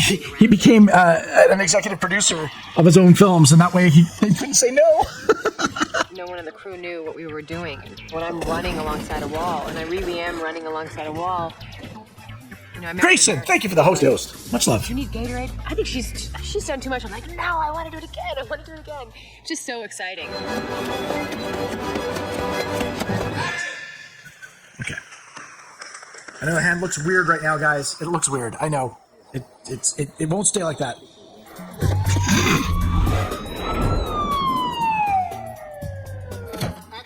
Stunt people don't like work on wires all the time. You know, it's sort of a specialized thing. And so my stunt double, it just didn't feel right watching it. And so Larry and Andy were like, turned around, looked at me, and I said, okay. We're gonna do the hand. You know what? We're gonna do crinkles in the. And I got up and did it.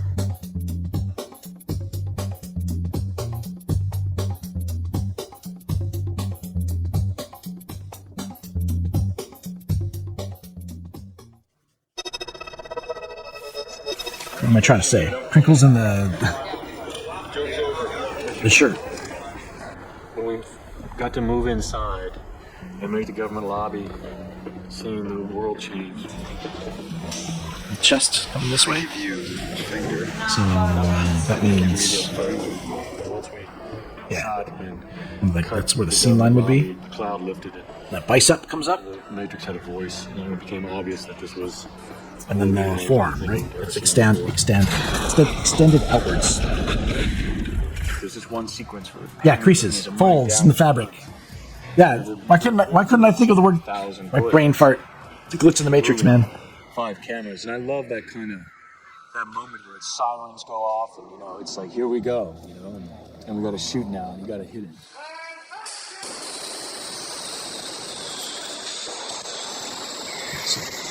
I said, we need a foyer in an office building. And it's kind of like a mausoleum, you know. We wanted to be able to run along the walls. So what I could do is I could just... So you obviously had a lot of wire work, so you needed to build a set that you could either... Hey, Chris! Middle with wires or lower parts. Would you please remove any metallic items, return, keys, loose change? You mean this? Holy shit! Such a great scene, hey? Practical within those actions. And he had a lot of guns to carry, and he had to conceal them. I wanted him to have a bit of a gunslinging attitude. Okay, so we're gonna. This is the main. I change light. I don't know. And then you just keep rolling. Ready? Was it foam or styrofoam or whatever, or like some sort of breakaway powder, like for the rock? That must have been dusty as heck. Be able to have these concrete pillars be reduced to apple cores.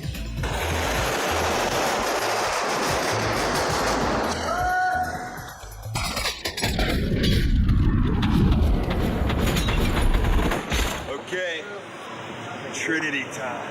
I understood something very important that day during the government lobby, and that was the pressure that I had on my shoulders and that Keanu had on his shoulders. And I have never felt that before. I'm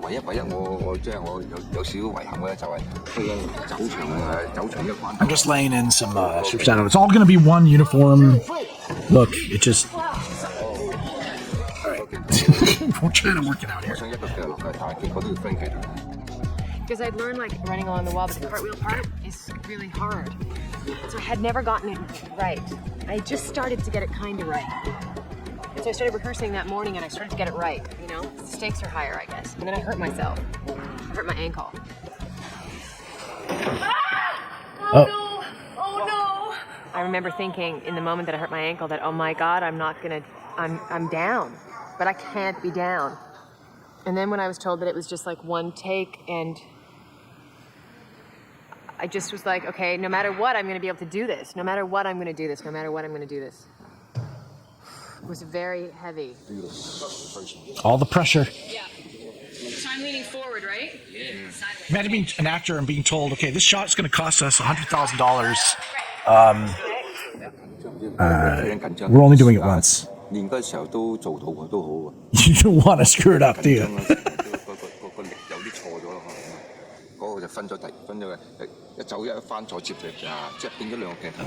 Not many people feel that kind of pressure.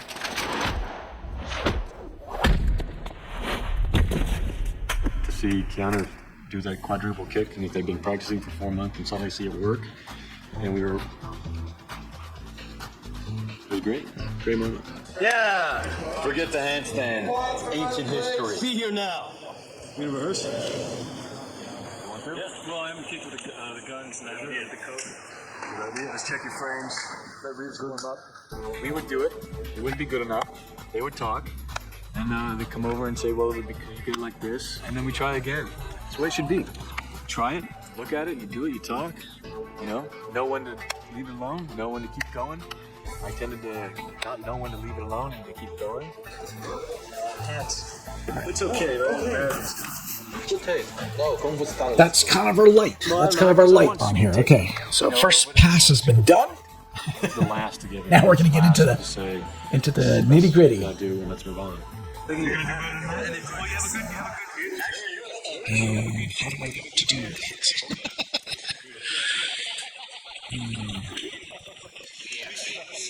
And I just need to land some base color first.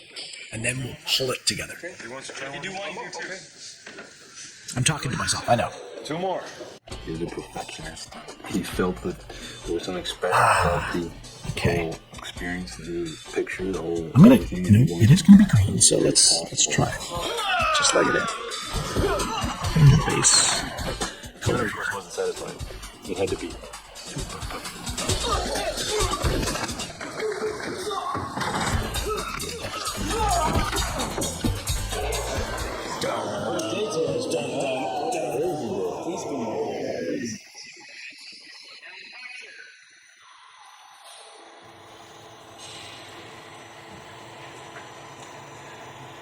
I know he's not. I know he doesn't have a green shirt, guys. Don't worry.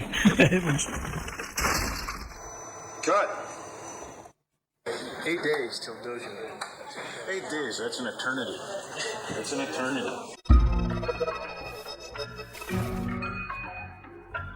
The idea was a traditional Japanese style building, or at least that influence set up for fighting. The dojo, in fact, had been built well before we actually were going to shoot. And because of the injury to Keanu Reeves' neck, we couldn't actually film that set. So the actors had rehearsed in it for about a month beforehand. This is the moment you've been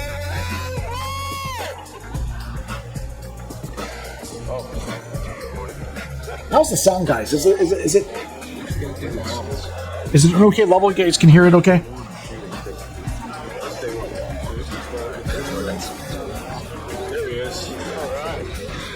Doing a quick audio check.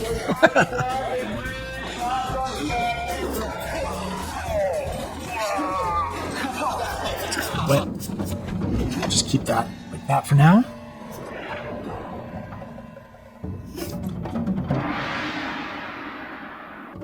Is it a little low?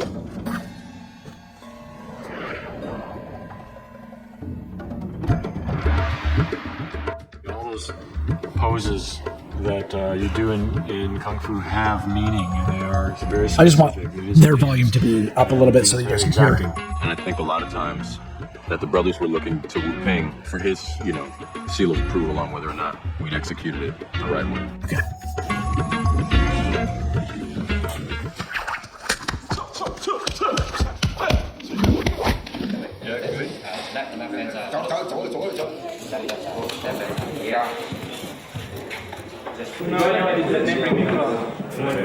Keanu and I were very much in sync with each other by that time. We had been practicing these movements for like 8 months, but we hadn't really gone full out until I think we got there. We were always concerned about the dojo scene. I was sure they were going to get hurt. They thought they were going to do full contact. They'd kill each other. You could tell the actors are totally into it. And Keanu's little ad-lib of that thing, which is another one of those things that we didn't make up till the moment. The zoom on, the Kung Fu zoom on Keanu. I'm going to do this all the magic things that happen.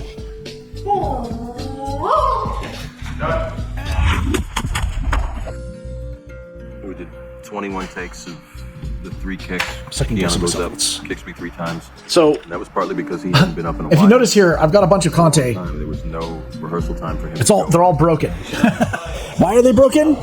My dog knocked them over and they all fell on the ground and they all busted. So I've got little pieces I can use though. Dang it, back up. It's hard to see your friend be so hard on themselves. But that's just his, you kind of have to Yeah. leave room for people to do what they do, Back And up the he's dog. Not always like that, but there's times he just, Next week he's going to be 9 months he old. wouldn't be so hard on himself.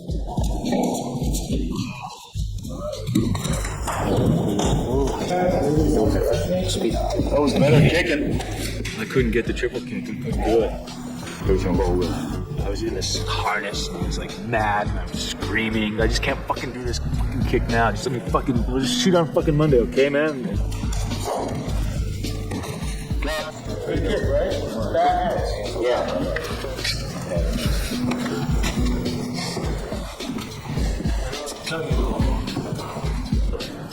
Got there on Monday. I think it was 3 takes. Triple kick.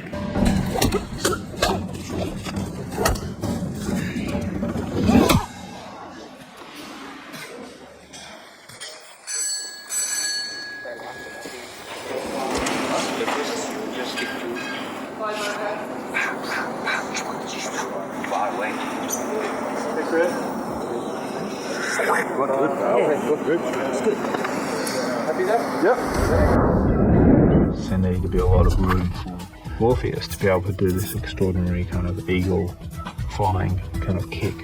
And they used Eagle flying kick. Incredible amount of light, high-speed cameras.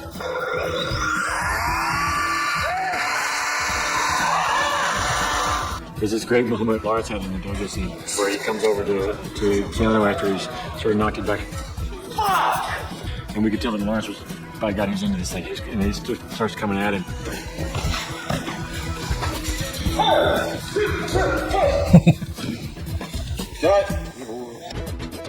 The most surprising thing was that we hurt each other a little bit.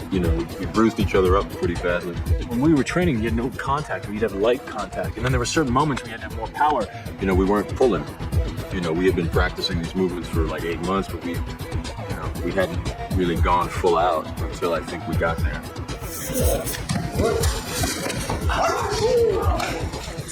I was surprised by what happened when Smash 4. Yeah, you get into it, right? That hard, that often. There's a sequence where I fly over him, do a backflip, and then he turns and hits me. I got a pretty good sternum shot there.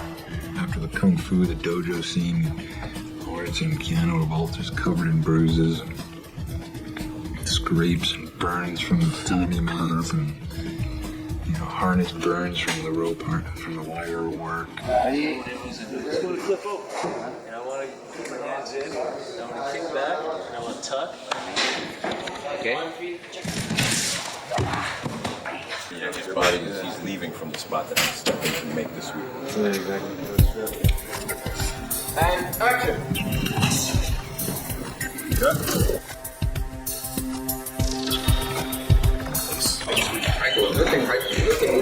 可唔可以再瞓嘅時候，我覺到有時瞓嘅，再執入佢再放佢。師傅教徒弟訓練，即係打佢對，發出啲啪啪點功，即係教功夫打到好傷嘅。我講咗啲少少，面口停就唔會打落去㗎啦。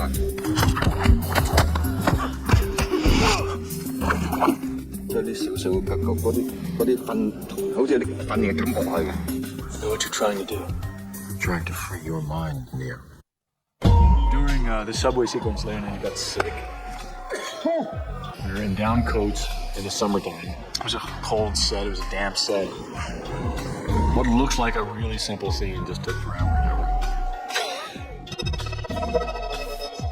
The initial plan was, well, we'll go to a real subway station and we'll film. And then when you looked at what had to happen in this environment, it became kind of obvious that we couldn't shoot in a real subway. The set was fantastic. I think it was actually part of an old wheat storage facility. There was a real train track which they kind of built a subway station around.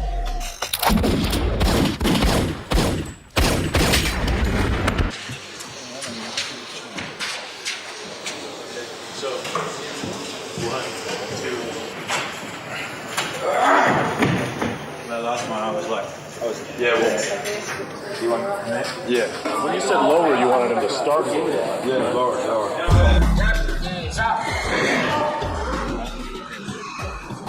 Oh, the wire work was fun. Except, That's good, huh?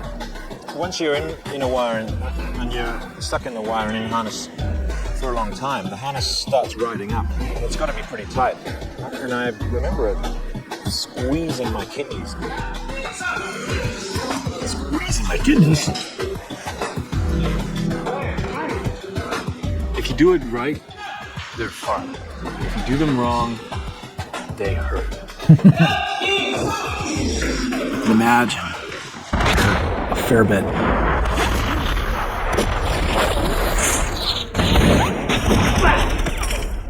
You're empty. So are you. Hugo weaving, relaxing it down. Now the gun's supposed to be at each other's. What are we doing? Directors! What are we doing? It's right here. Where do you want these things? Just go up to like an inch away. Oh. So don't put it to his tip. Right. Like that. Yeah. Okay. Yeah, that area. Yeah, that's good. What does it look like right against his head? Just do that. Okay, that's not. Action.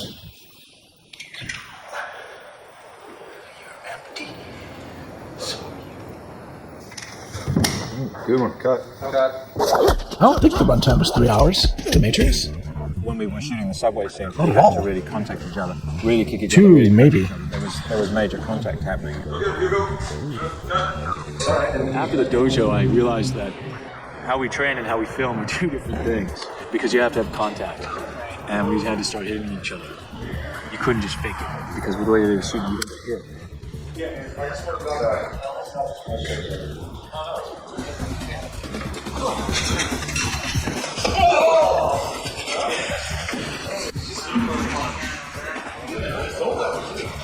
Yeah, you want it to look good, right? So you put a little bit of stink behind it. Taking the hits more difficult than delivering them.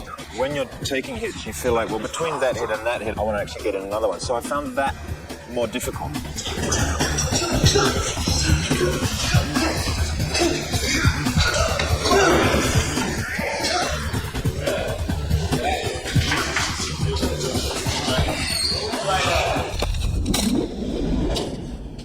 When the wire gets Yeah, 2 hours sounds about right. higher than your head, it's gonna fucking jack this.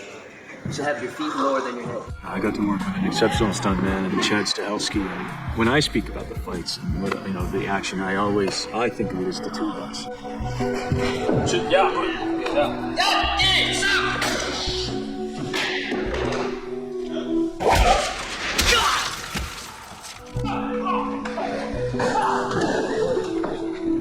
I think that Chad comes in for when there's situations where you don't put an actor. You don't put an actor slamming into the wall, upside down and drop 10 feet. Chad did the upside down hit, and then after that, he had to do the ceiling hit where the subway's coming. Yeah, Kenner's stuff that got really hurt, I think. When they came down, the other stunt man, I guess Chad was on the bottom, and landed on the one knee, and his knee broke, and his shoulder, tore ligaments in his knees, dislocated his shoulder, broke some ribs.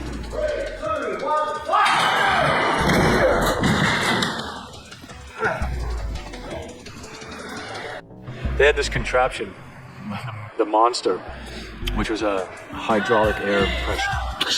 They kept driving toward the ground.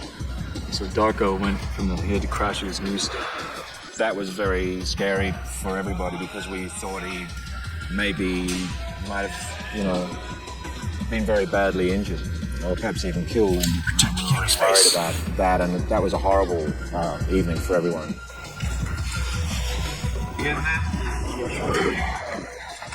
Fortunately, right toward the end, it was Larry's birthday, and his parents came. And, so the fog lifted for a couple of days, and we managed to get out of there. So I can get up, his wife coming up, and look, I can get up, look at him. Yeah, get up, look, wipe.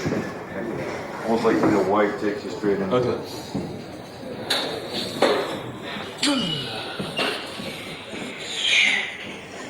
Yeah, come on. Who's not in the fucking standing in the aisles at that point?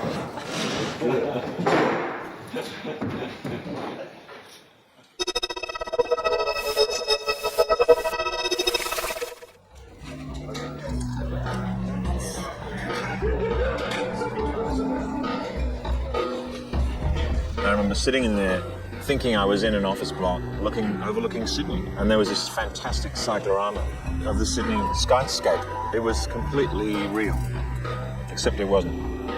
Like the movie. It was really cool to be able to stand up on that floor and walk from one office to another office and another office and never once lose sight of the translate. Biggest translate in the world. Like that? Are you interested in a stand like that? A little stand like that? Is it the biggest translate? The biggest one-piece translate in the world? Yes, it is, Josh. We did computer generate the translate. Sydney was not identifiable. There's a few buildings in this background that are not where they really are, because we're covering the Opera House and we're covering Sydney Harbour Bridge. And I mean, even though the movie takes place, we're not saying it's not Sydney, it's just an unnamed city.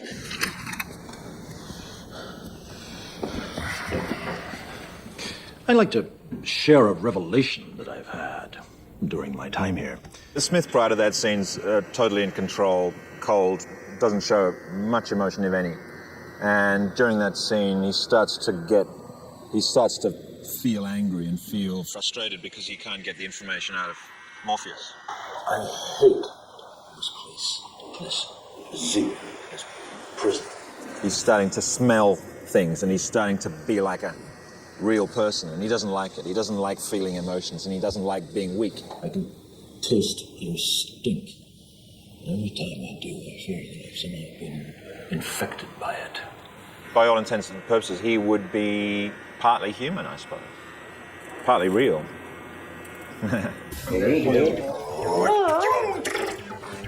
I like to think that Morpheus is aware of everything that's going on in that scene, or at least he's struggling to maintain his awareness. It's actually about kind of hold my mind in a place where they can. So I basically shut my mind off. Yeah. Or I've drawn a curtain in front of the information that they want. There's another part of me that was really sort of sad that I didn't have any dialogue so that I can have a conversation with Agent Smith, so I could say that, you know, oh man, I played this scene with Hugo Weaving, it was great. But, no, It was just Hugo Weaving acting to you, not... I guess, yeah, they wouldn't have had any other dialogue in the film. Now I think about it. And don't forget your line.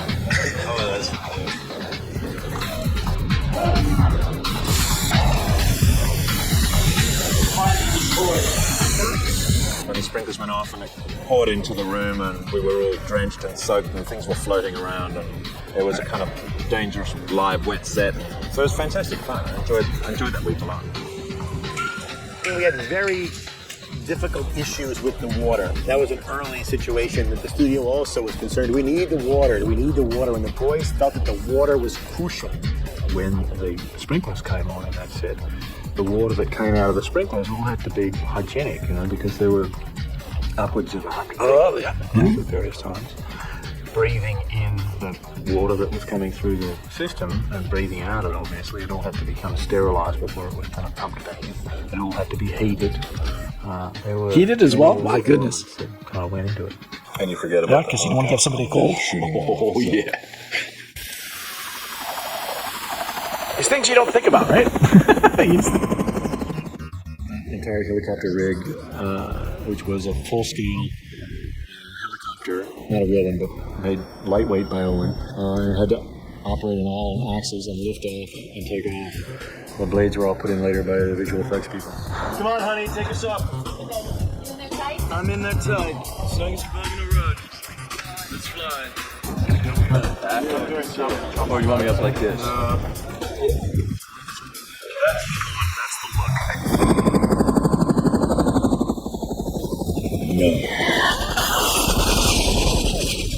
It's very weird when I realized that it was all sort of rigged with explosives. You know, I had a moment's pause there. And I went, hey, who's responsible for this? You know? Steve Courtney and his crew built into the floor 350 air-controlled nozzles, which would, when they set with filled with water, simulate the machine gun fire from Neo, who was singing in a helicopter just outside the window. And then you had that shootout of the glass in a particular pattern, and as you arc around that, that's when you're arcing around the other wall to get jumped. There's a moment where you shoot everything and they cue the window. It was mind-blowing. The glass had to be blown out, to make it safe for the actors. The glass had to be blown out by pea shooters blowing sand. Hundreds of them lined up by a frame.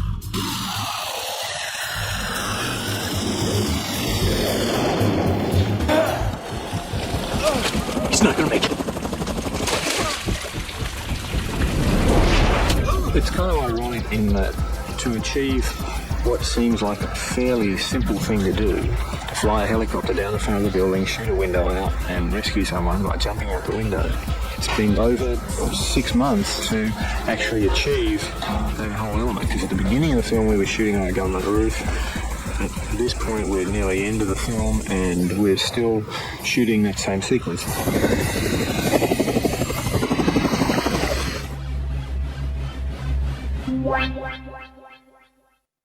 Yeah, we're trying to get the Nebuchadnezzar finished filming next week. There's always a final last minute adjustments we're going to do. I remember everyone was excited to walk on the Nebuchadnezzar. That was really a cool day. It was exciting. It was like a new world going into a new thing. And it was sad too, because we had to say goodbye to the wire team. It's heavy. The Neb, it's crawling with sort of Jeff Darrow sort of technology, which almost has this organic quality. It's this sort of industrially gadgety jungle, cables and everything. It's built long before the movie takes place, so it's an old ship. It's been around forever. It's just kind of been held together by the loving care of the crew. We just wanted to look old and put together and not, not Star Trek-y where they're all components. They had to look like they're constantly putting it back together and using pieces from this and that. And they really tried to bring the guts of the spaceship, if you like, out into the spaceship as opposed to burying it behind the sort of normal vac form sort of style thing that you might see in a lot of spaceships. Everything is considered. Even the wires in the net, there was, the blue and red wires, arteries and veins, representative of this kind of, living tissue in this steel ectoskeleton. That marriage of machine and man everywhere in the picture. Everywhere. It's almost Chinese, Sanskrit. It's not even numbers, it's weird. We've almost become other characters. That's the story. Marine drop screen effect. Oh yeah. There's a lot of work been gone into buying various old dentist chairs from the 1920s, which we congrats, Eric. Ideas from for making the ecto chairs. Man, take it right down here, please. And I loved the chairs, and I loved, the whole the brutalness of that needle that goes in your head, the crudeness of it. You wanted to know what the Matrix is, Neo. The masculine side of Morpheus is really evident in the Matrix, and his feminine side is evident in the net. Try to relax. I wanted him to feel like a den mother almost. I love you.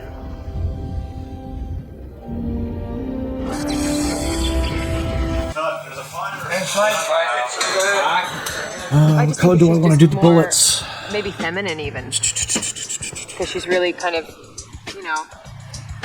warrior-like in the Matrix. We could do golden bullets, or we could do...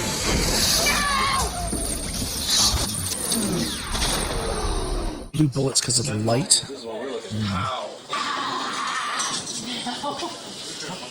Yeah, I think I'm gonna go. Yeah. You would say now.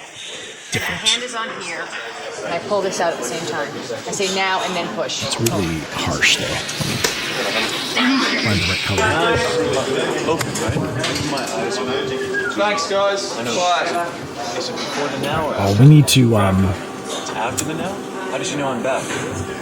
figure out where our highlights are. So it's not because I opened my eyes? No, why not? That's kind of dark. Put a highlight here. If she pulls the plug, how does she know I'm back? She knows. Yeah, no, I because of the yellowness of the face, and what I kind of want to plan to do, I think I'm going to go more greenish blue. I want it to break. Is he back?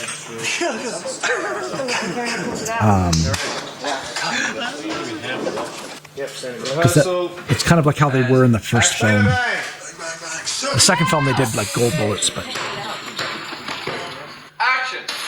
Sentinel! No! Kill. Okay. I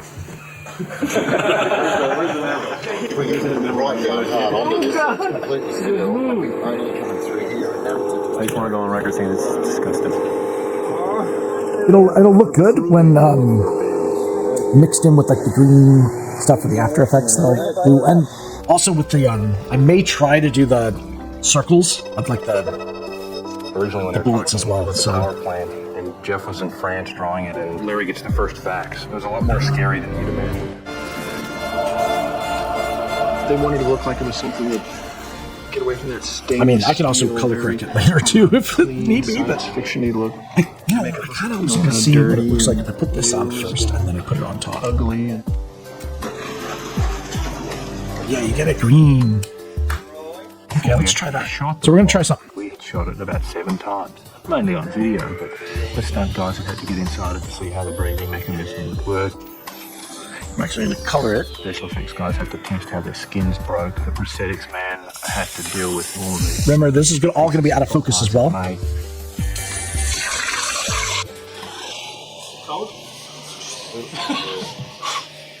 I feel bad for Darko when he was doing some of the testing. He had originally when they put the glue in there, they didn't heat it. He had hypothermia for like 8 minutes. Okay, let's get him out of there now. Thank you very much, Darko. By the time the actor got in there, they figured out they should heat it up.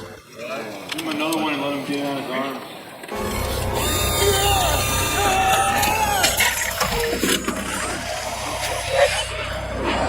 This caught. Oh, that caught and that caught. All three? I can't do all three. Not that much, but out is Maybe good. the chaos will do all three. That was good. That's good. And action.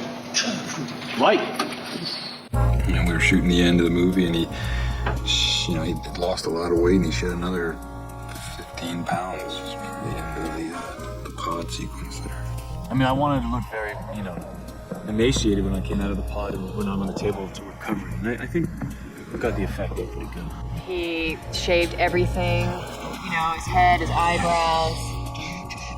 The thing about that is just people I found when I would have conversations with people, they would be kind of like, and I'd be talking to them and they wouldn't look at me. It's weird.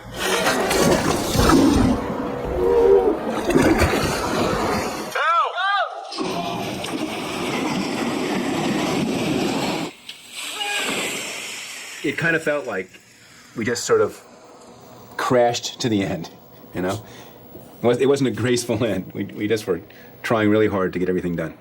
Thanks, folks. That completes principal photography on the Matrix. Closer, but we do have. I remember distinctly feeling very tired, very relieved at 1:01 in the morning when we ran, which was We're well past the halfway point, but about roughly an hour and a half left to work on the drawing. So I remember walking from work and they do the whole thing and they say it's a picture wrap, and it's so intense. I mean, it was just crazy. And I was walking back to my trailer and I remember saying to myself, I will never prepare this much again because it's too painful.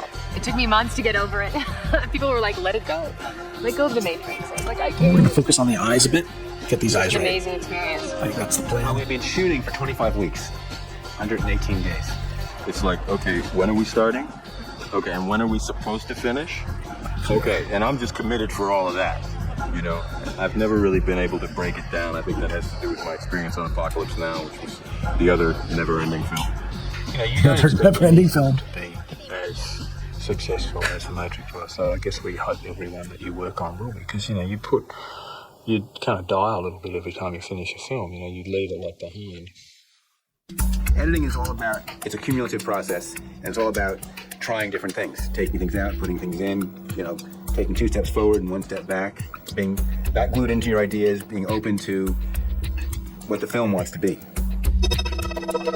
There's always a core that they're working around. There's a moment in each scene where there's a shot that's so clearly designed as a key spot, and the scene leads up to that point, or it comes down from that point, but it really gives you something to work around. It gives me something to work around as the editor.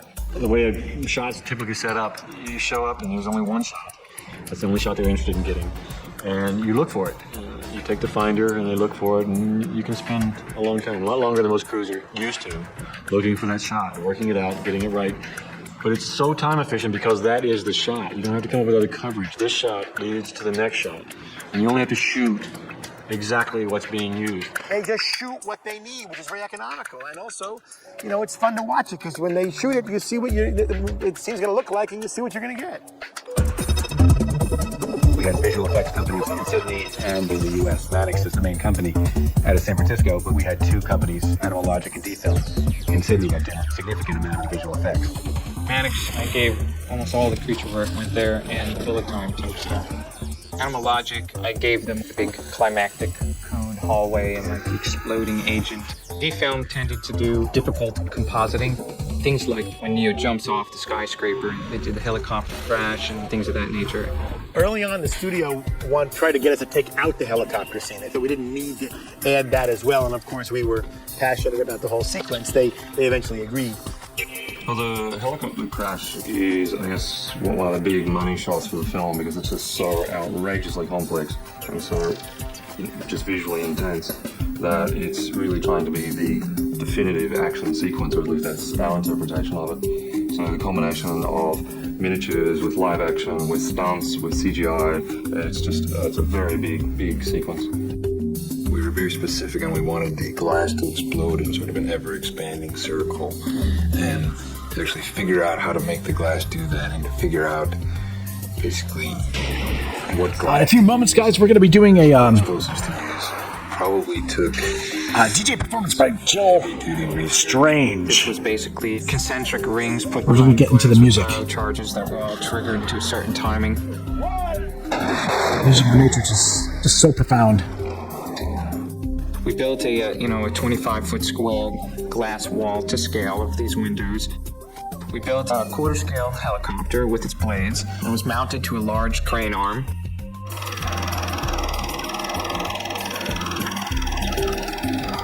Too chromatic here. We're going to do a lot of that work with with pencil cleaning as well. Oh, there's big thing. Oh, yeah.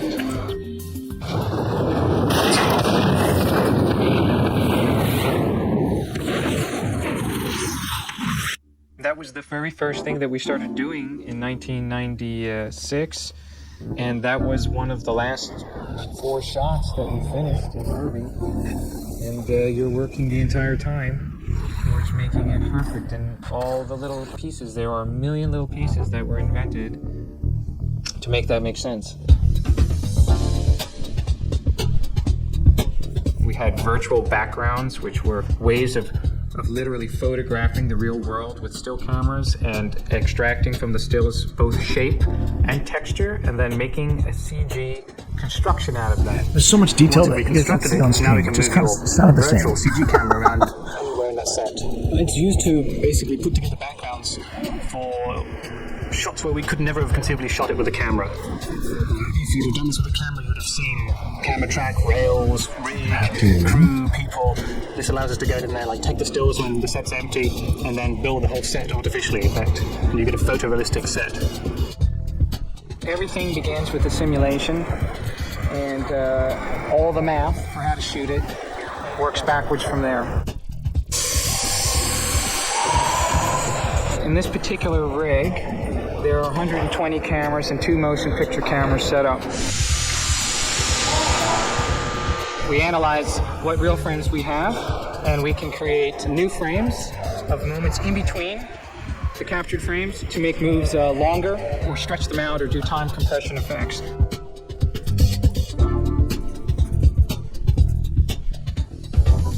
I put a little stubble on his chin.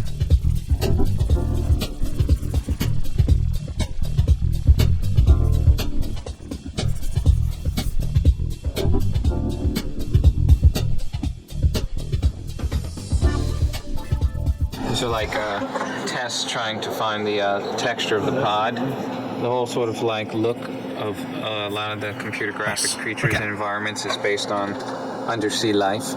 They're much more light absorbing and scattery light and wild colors and things like that. Do a little bit of no other pinks here on the hand, really just to make it come forward a bit. This kind of quality. Everything else is out in the sun or in like, you know, whatever, normal lighting, traditional lighting. How about, you got like, let's see some pods. This is all computer graphics, just like we was talking the babies grow inside there. And it's sort of like Big Daddy Roth meets Jacques Cousteau. Just bring the animation until like there, yeah, then cut it off.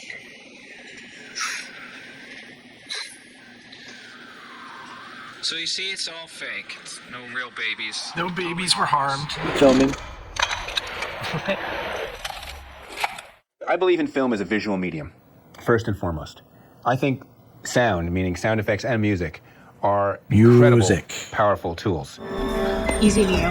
Easy. Get this thing away from me. Stay away from me. But I think ideally the film should stand up on its own. So I'm a big fan of, at least through the very first cut, keeping the film pretty raw and pretty naked, so you can watch it and get some rhythm from it without the help of music and effects. Easy, Neo. Easy. Get this thing away from me. Don't touch me. Get away from me. Stay away from me. Because music and effects are always going to make the film stronger, but you don't want them to become a crutch, at least without knowing they are going to become one. Sometimes you say, I need that crutch. I am a sound designer supervising sound editor. Basically means I'm responsible for coming up with all the noises in the movie. Noises? You know, obviously there were a lot of definitions of that movie about the nature of reality, and so I had to make a lot of definitions about the nature of the sound that defined reality or non-reality. No one's familiar with the sound of a squiddy. No one's familiar with the sound that the neb makes. We're watching dailies, and there was the incredible shot where the camera is pulling over the fetus, or not the baby that was in the pod. And it's filling up with water, and the camera is pulling over it, and then the valve closes up. As the first take of that came up, they made this like shunk, the sound effect with their mouths. You know, it's to them like they had the sync track in their head running.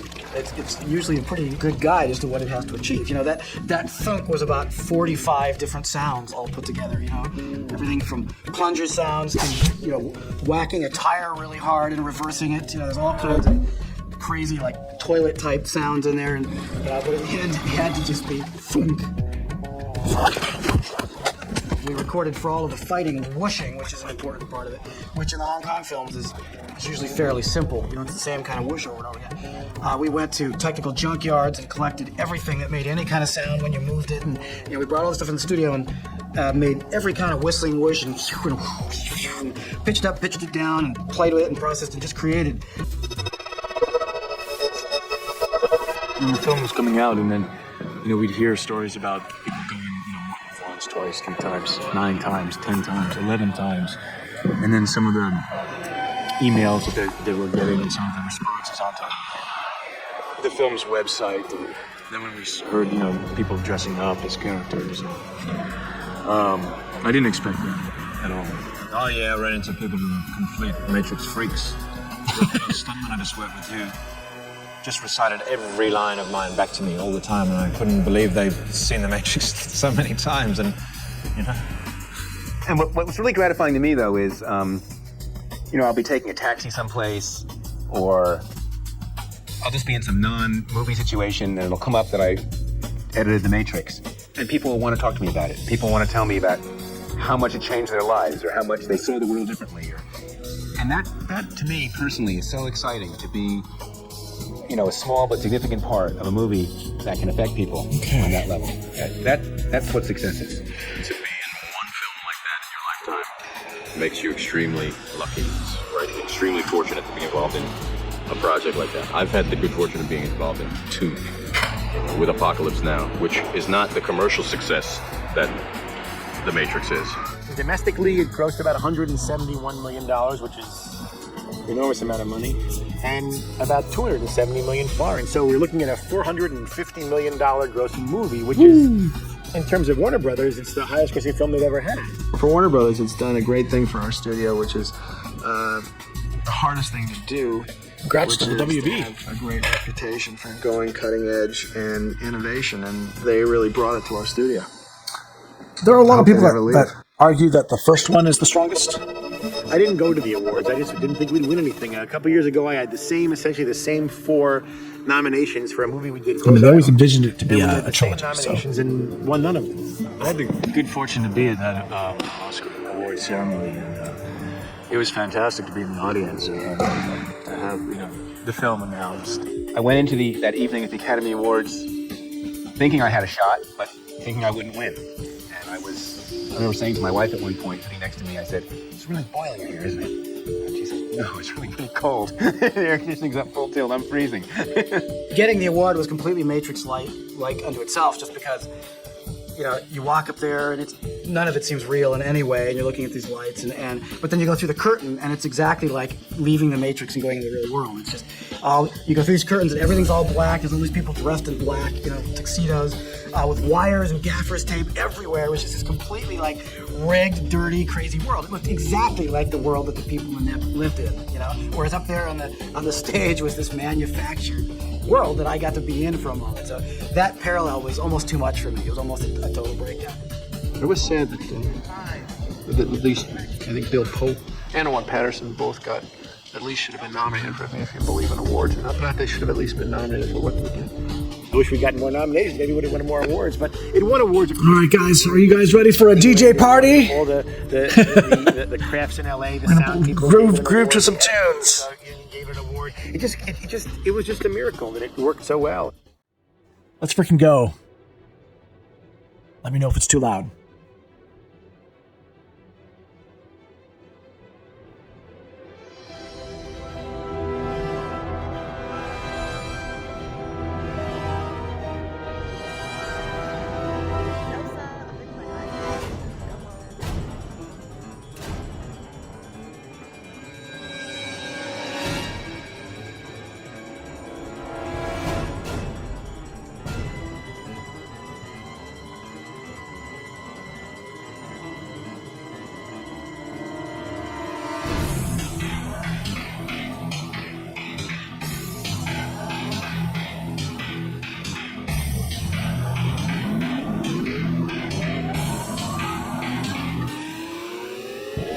Let's go!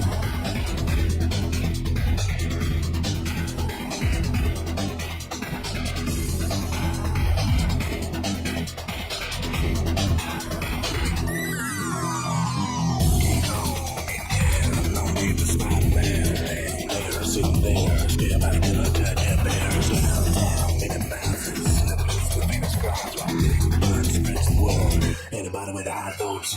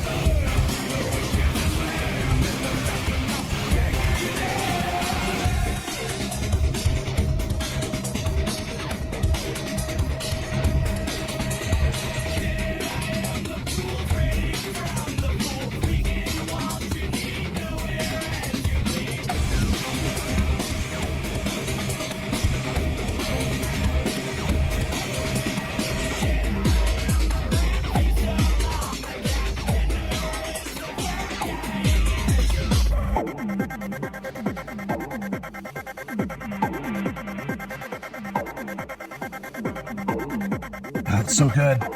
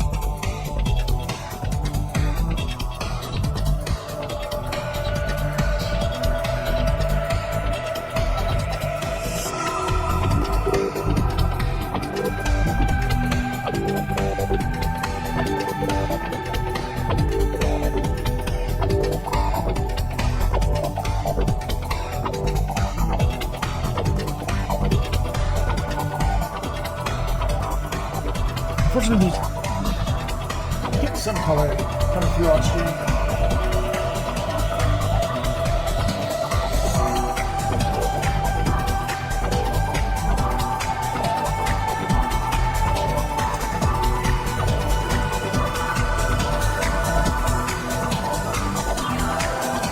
Tumbleweeds here. I haven't seen Tumbleweed in like a year.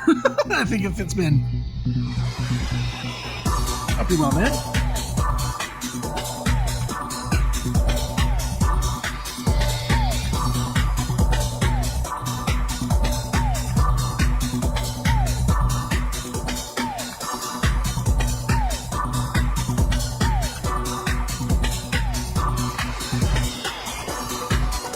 He says hello and then immediately plugs.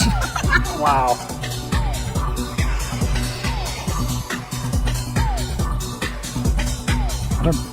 Why would they say the French are rude?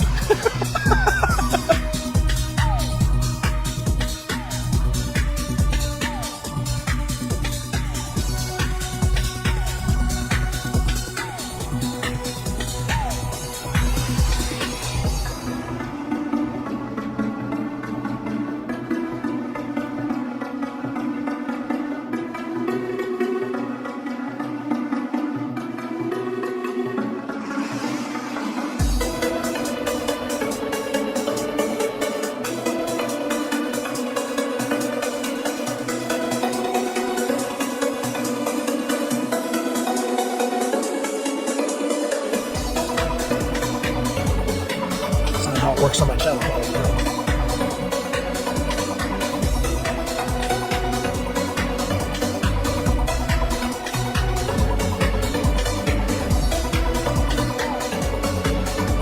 When I post a link, you need to ask permission. I would have said yes.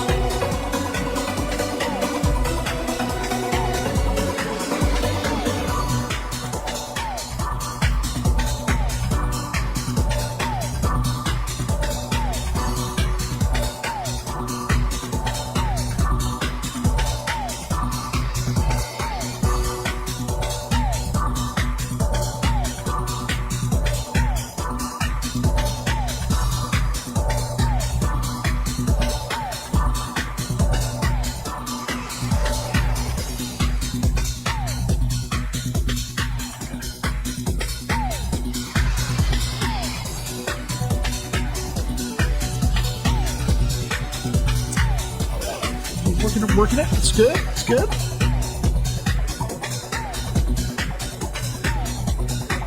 Colors in.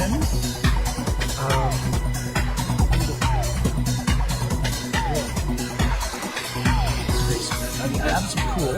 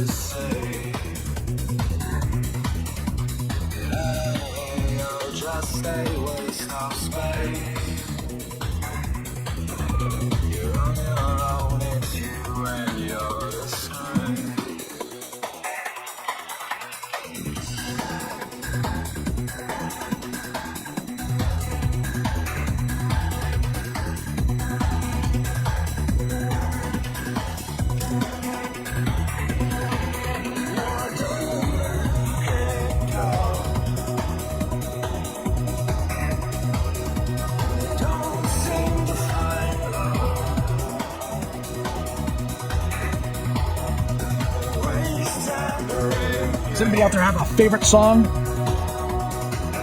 from the Matrix trilogy?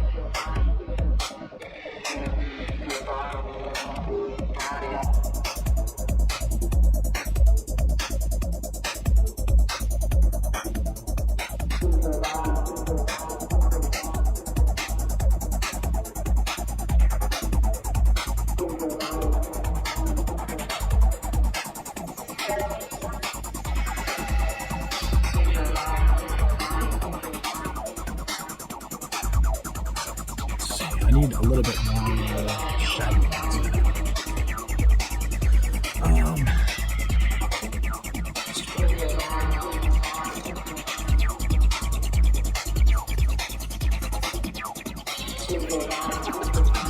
I need one that's just right.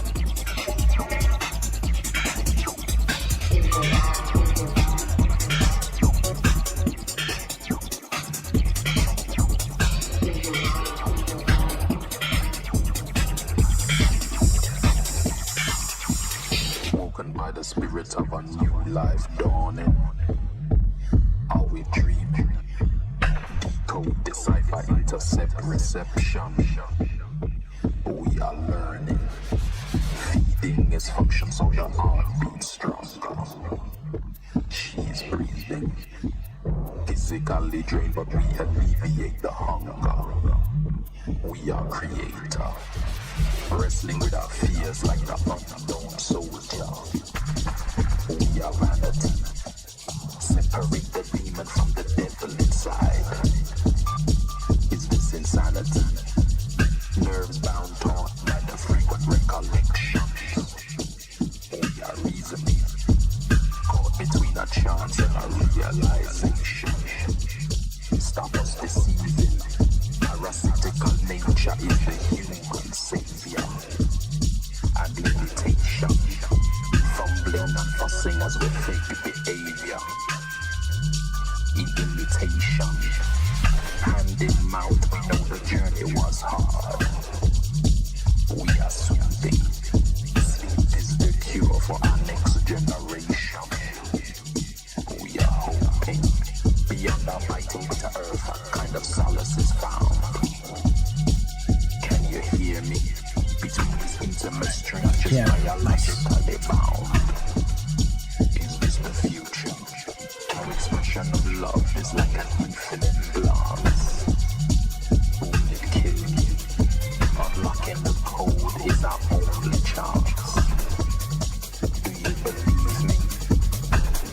light hitting the hair.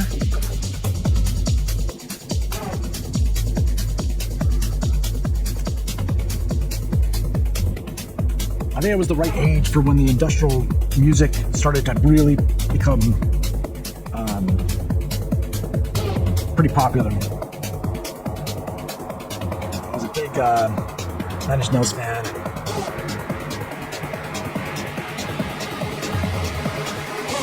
Techno kind of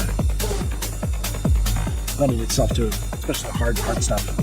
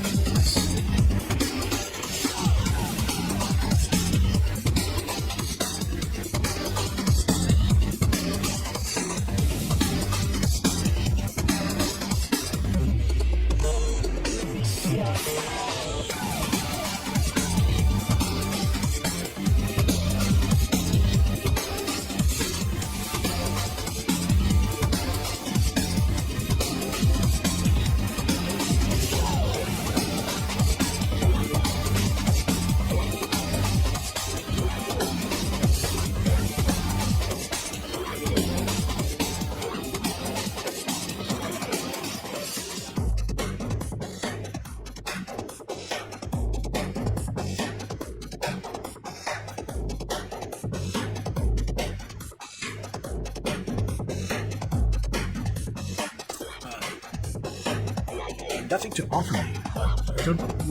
What were you thinking of offering? I don't understand.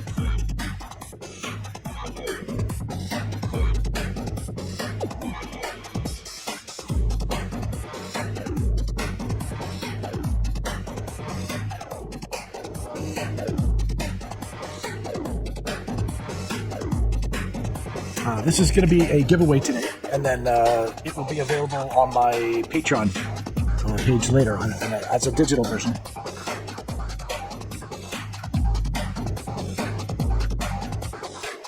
I've seen a lot of drawings of this particular scene, and I didn't like how they looked, so I kind of reinvented it.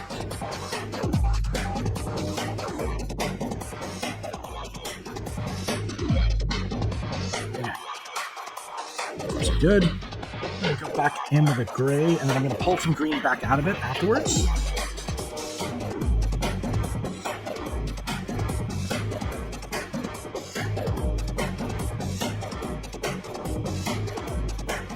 Pencil gray.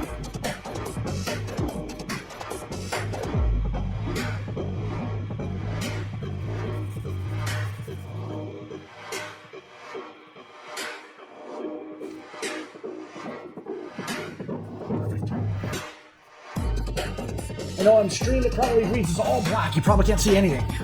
Let me look. Yeah, it's pretty dark on stream. It's the only downside of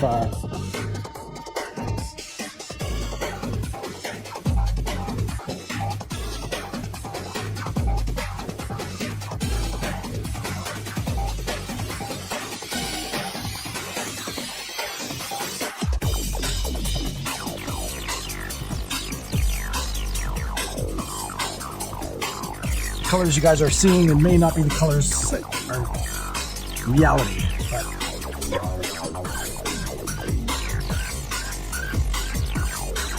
one day I will get true color to show through on the stream.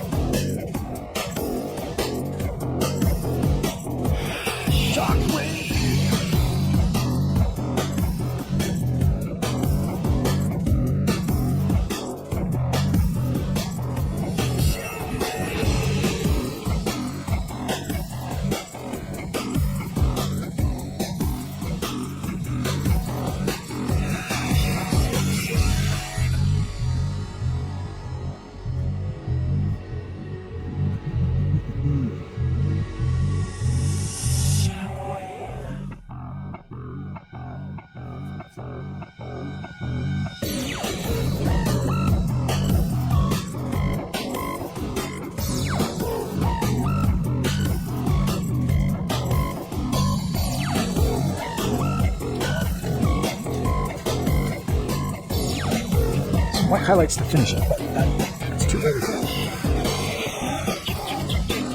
It's like I want to put on those finishing touches right away, but I'm like, nope, not yet. Gotta still work it a bit more.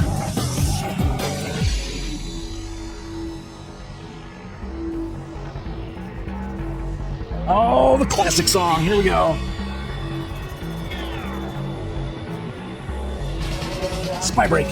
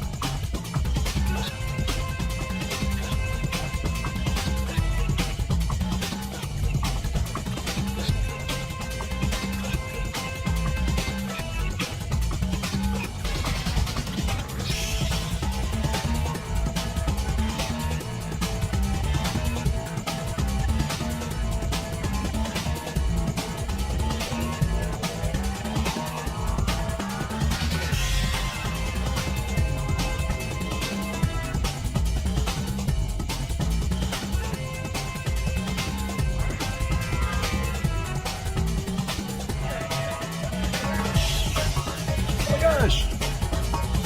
Thank you, Elizabeth.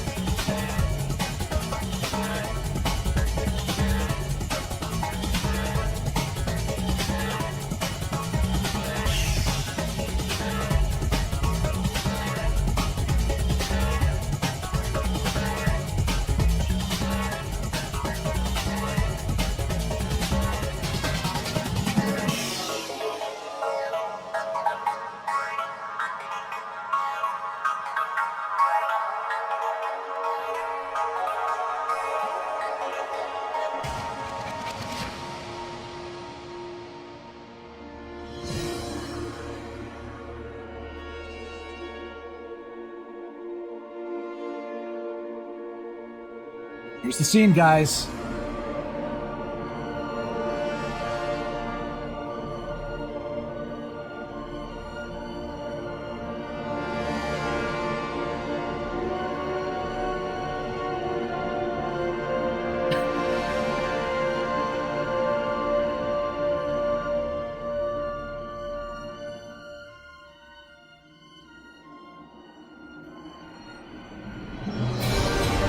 Let's go!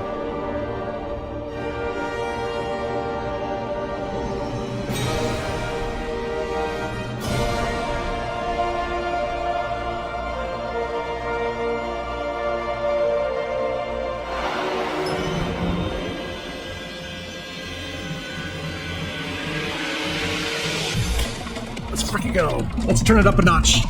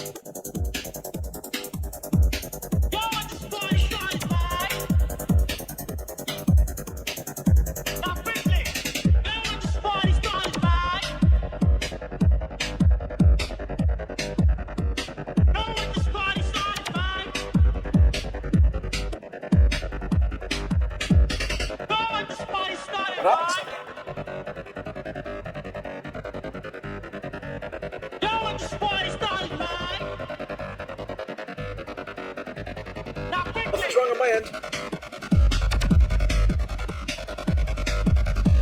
There is no spoon.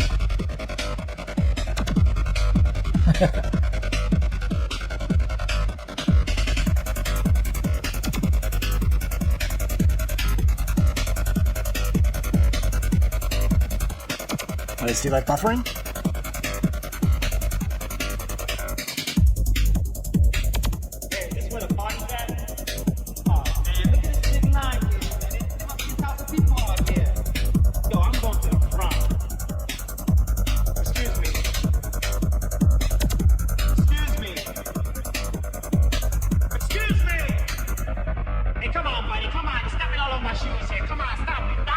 Oh yeah, the music of the Matrix is so important. Appreciate it, thank you. I tend to change it up a little bit every art stream.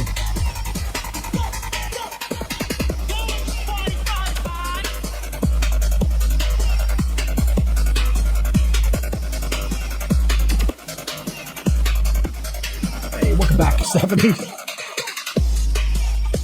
Sorry you're having some issues.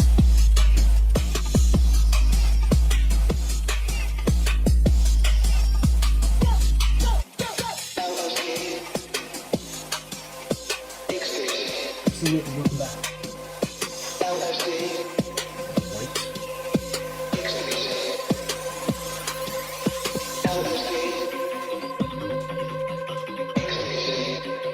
Could be a solar flare for who knows. It could be anything. It could be just the sun.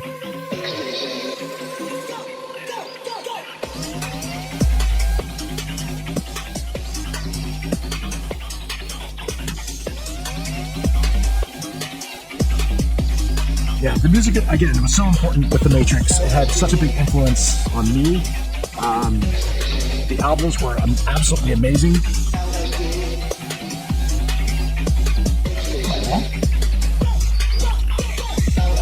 I was so tempted to do sunglasses on him today, guys, because nailing Keanu's look is so difficult. There's always something a little bit off. And I'm trying to make sure we get his feeling of him, you know? Oh man, I'm gonna drop. My gosh, you guys are spawning today.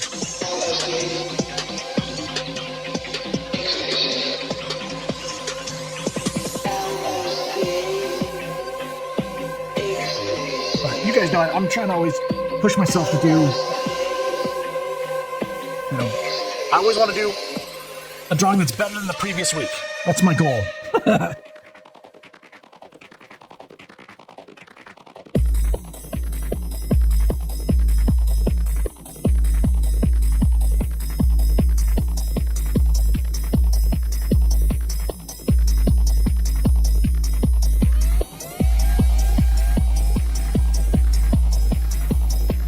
It was a great film.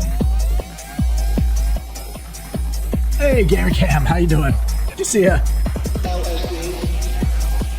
Our streams are pretty much dead on Kick. Nobody watches art streams on Kick. Not a very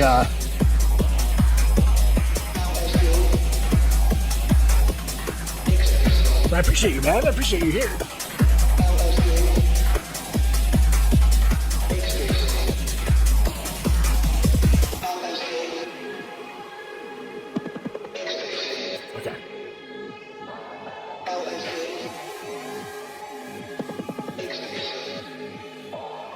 Always good to see you, man. I know Cam's going to be at his Christmas party tomorrow. We are still going to be playing Aliens Fireteam Elite. But I might bring out the drinks too, just to make it fun. That we're both kind of intoxicated while we play. That'd be great. I think it'd be a good stream. Oh man, that beat.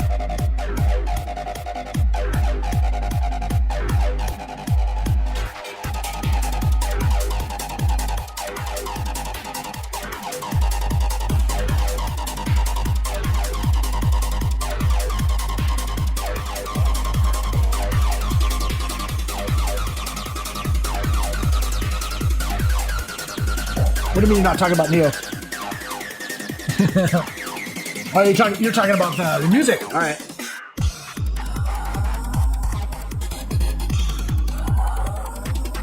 Okay.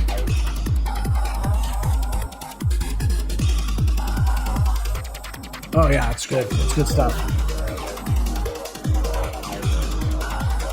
If you're curious who this is Jill Strange. She's a professional DJ. Did a tribute to The Matrix. Oh, nice. The more the merrier.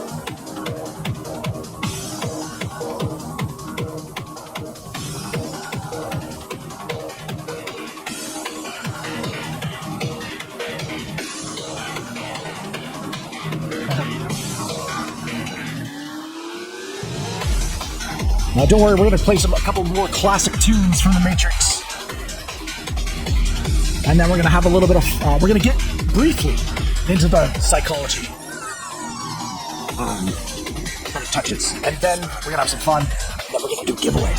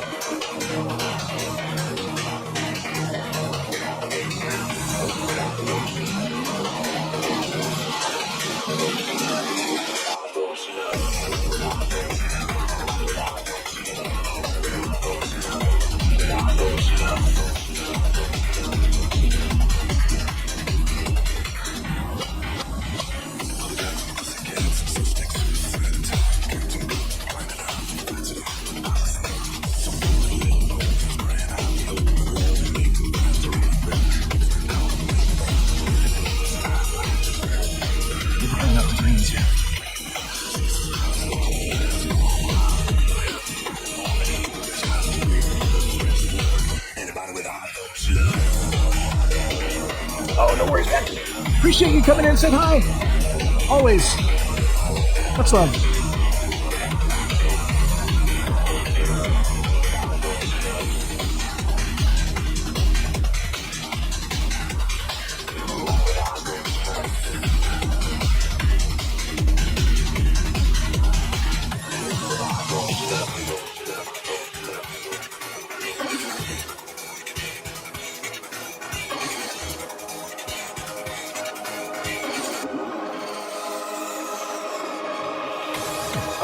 Nice transition.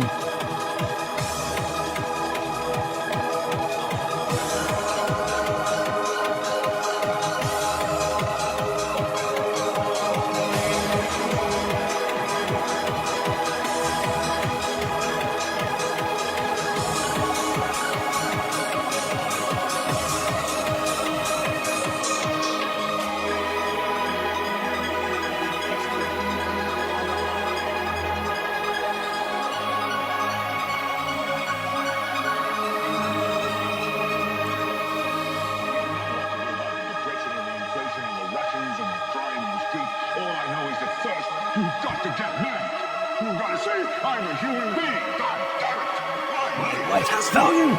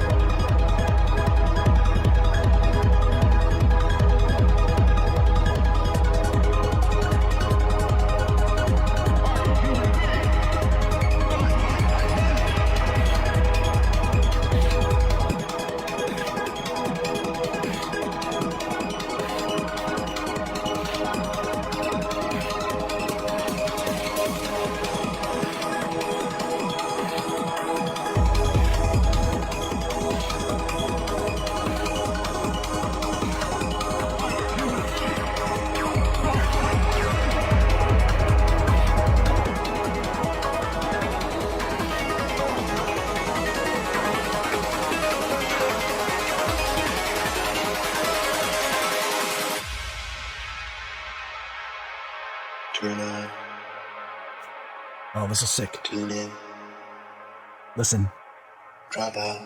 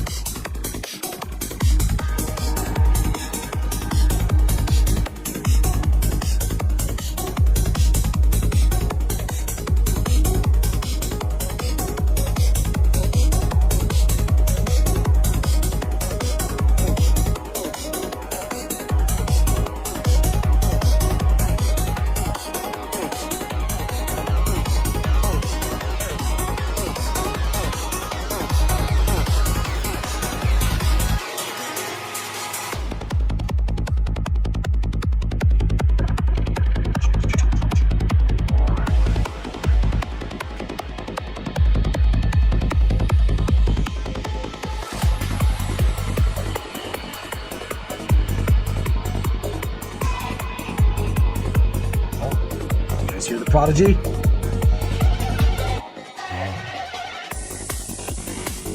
Sneaking in. My favorite Prodigy songs.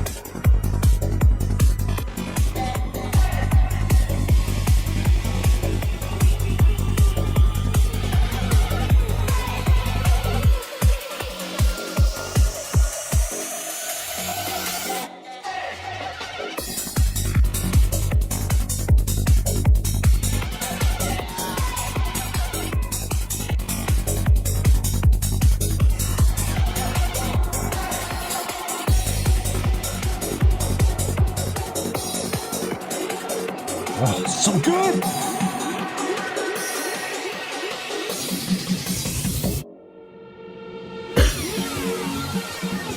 There it is.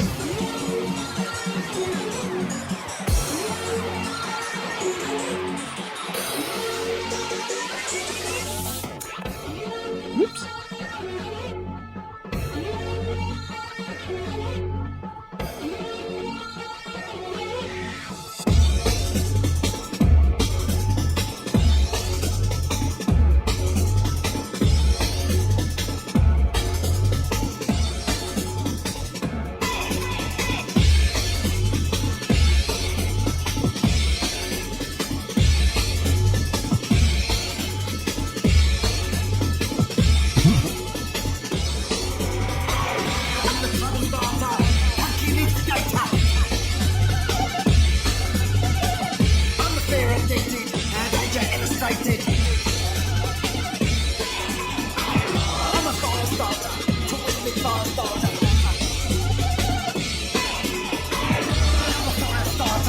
Yeah, this one's Firestarter.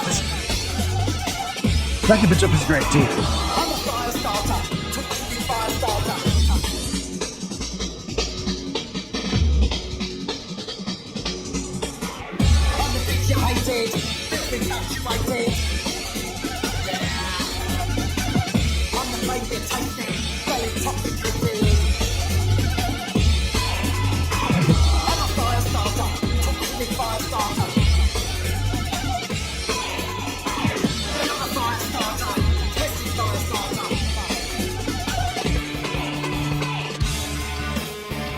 And of course we can't do a Matrix tribute without a shout out to the Rage Against the Machine. You had to pick one song that probably illustrates what the Matrix is about. It's this one.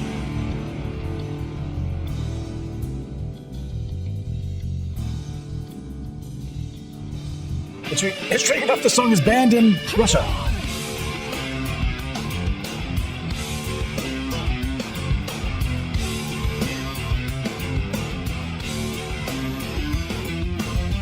Big shout out to Jill Strange. What a great DJ set. An hour of music.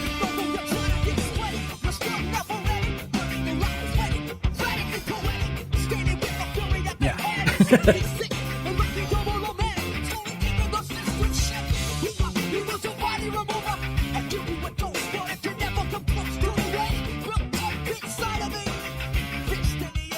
What we're gonna do is we're gonna jump into a little bit of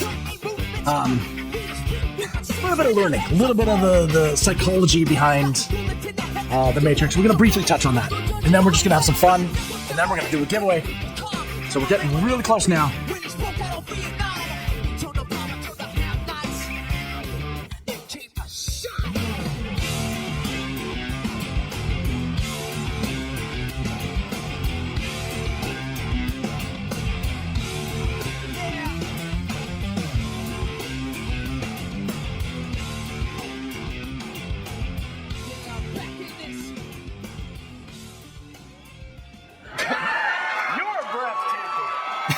No, you're breathtaking, Keanu. All right, so film radar here.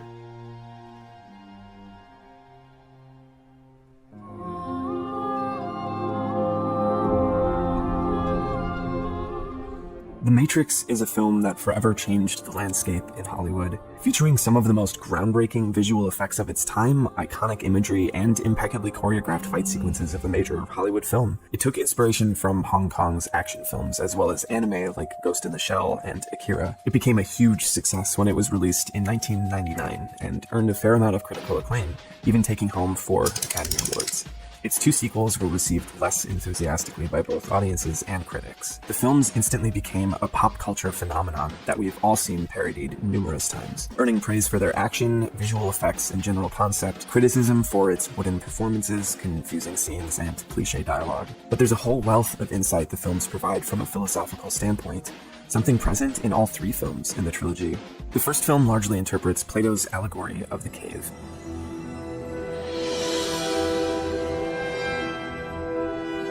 Imagine a cave. Inside are people who were born and have spent their entire lives there, chained into a fixed position, only able to see the wall in front of them. As far as they know, this is the entire world. They've never known or seen anything else, so what basis would they have to expect anything to exist outside of the cave? This is the basic idea of the Matrix. How do we know what our reality really is? What is real? How do you define real? If you're talking about what you can feel, what you can smell, what you can taste and see, then real is simply electrical signals interpreted by your brain. Let's continue the thought experiment. What happens when a prisoner is freed? It's likely that he wouldn't leave on his own volition out of fear, but if taken against his will and brought out to the world above, after a tough climb, eventually his eyes would adjust from the darkness, eventually able to look upon the sun and gain the knowledge within its light. In Plato's analogy of the sun is a metaphor for the nature of reality and knowledge concerning it. The sun is knowledge. Light itself is truth and understanding, or enlightenment. Gnosticism frames the fundamental human problem in terms of ignorance, the solution being enlightenment. We are a soul or a spirit that's trapped in a material body, and we need to get out because we are divine sparks and we don't belong. Represents Unplugging knowledge from the Matrix, stepping out of the cave, is the first step towards gnosis, which leads to enlightenment. But the humans scorched the skies in an attempt to win the war against the machines. They're still separated from truth and wisdom even outside of the Matrix, in another cave of sorts, with a greater spiritual journey still ahead. Towards the end of the first film, we learn that this current Matrix is actually an updated version. The original version was designed as a paradise for humanity, but most end up rejecting the program, unable to accept it as reality. Some believe that we lacked the programming language to describe your perfect world, but I believe that as a species, human beings define their reality through misery and suffering. It's an interesting idea that human nature requires suffering, that we as a species have a built-in need for chaos and struggle, for sacrifice. Ideas present in many of the world's leading religions, which the Wachowskis allude to throughout the trilogy. While the first film is mostly a crash course in epistemology with some references to Christianity, the second and third films dive much deeper into religious philosophy from the East.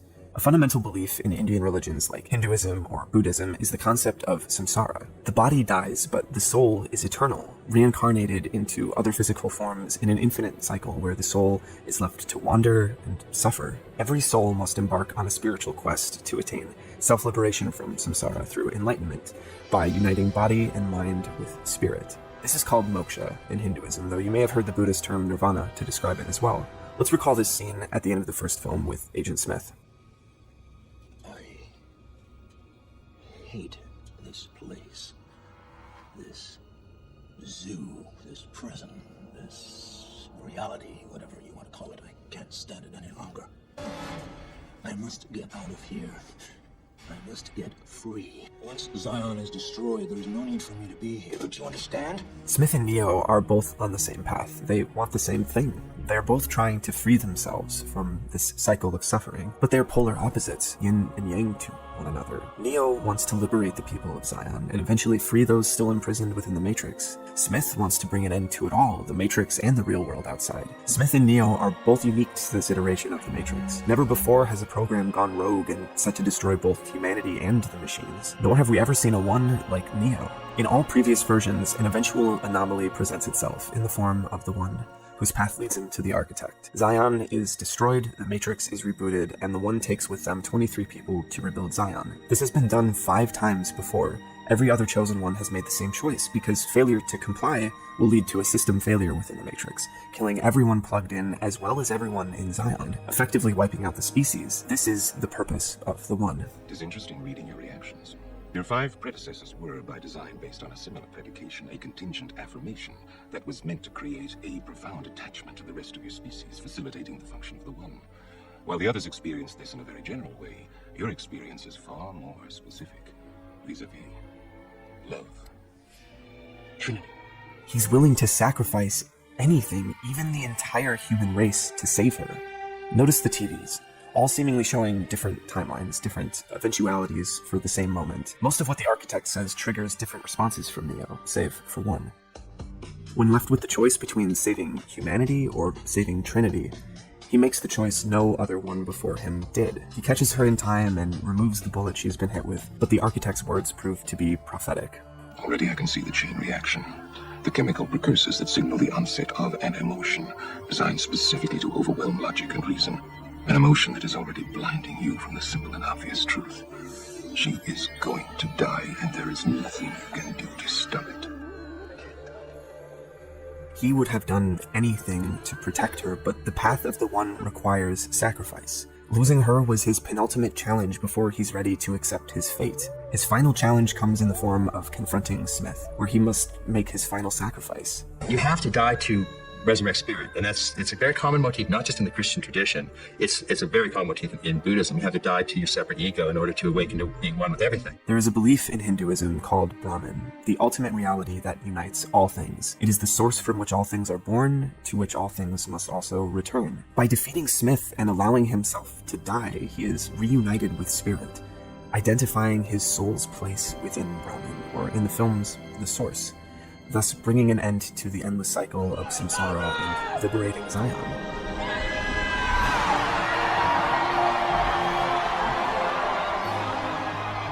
Neo becomes the true savior of humanity because he succeeds where every other one in every previous iteration of the Matrix failed. If you look at the whole trilogy, it's really outlined this whole general view of body, mind, and spirit, what has to happen when they're alienated, and then it can be reunited when somebody, either the individual or a savior helping others, reconnects with spirit, and that realigns all these different dimensions, which makes the full integrated human being. And then when that happens, then the Matrix itself is dissolved, because it's no longer alienated. The machines showed up in the gross realm as horrifying attacking machines only when men were alienated from spirit, because that's how spirit appears when you're alienated from it. It appears as Smith attacking you in the Matrix, and it's the machines attacking you in Zion, in the gross body. And when spirit is recontacted, both of those revert to their natural expressions of light and peace. These are just some of the many philosophical ideas that Wachowskis explore in the Matrix trilogy. There are many other illusions and thought experiments like Robert Nozick's experience machine or Descartes' theory of a great deceiver. It touches on theories brought forth by great philosophers like Kant and Hume. It meditates on the questions of reality, causality, and free will, not to mention the obvious commentary on technology, or a submissive society. The films may have their flaws, some with writing, some with the performances, some of the CG looks very outdated by today's standards, but one has to admire the Wachowskis for attempting something never done before in a major Hollywood film. This is one of the very few movies that has tried to make this sweeping statement about these grand dimensions of human existence that have been touched upon by the great traditions for 2,000 or 3,000 years. That's why I think you have to applaud the extraordinary ambition of it. The fact that they would simply sit down and try to do that is, to me, astonishing. I mean, that alone puts it in a very unique category. And I think that's why it's so exclusive.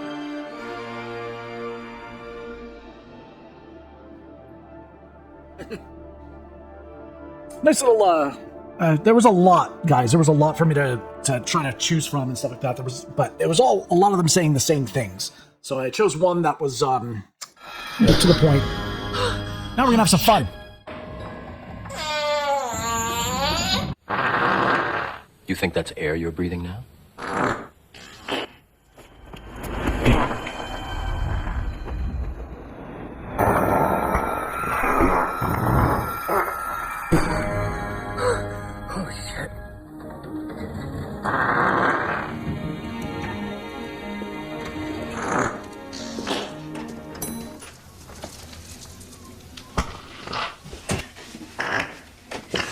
Smell good, don't they?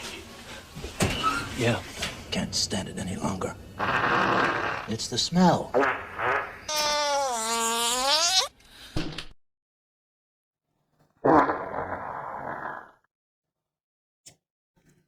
Yeah, I couldn't find anything more ridiculous than that.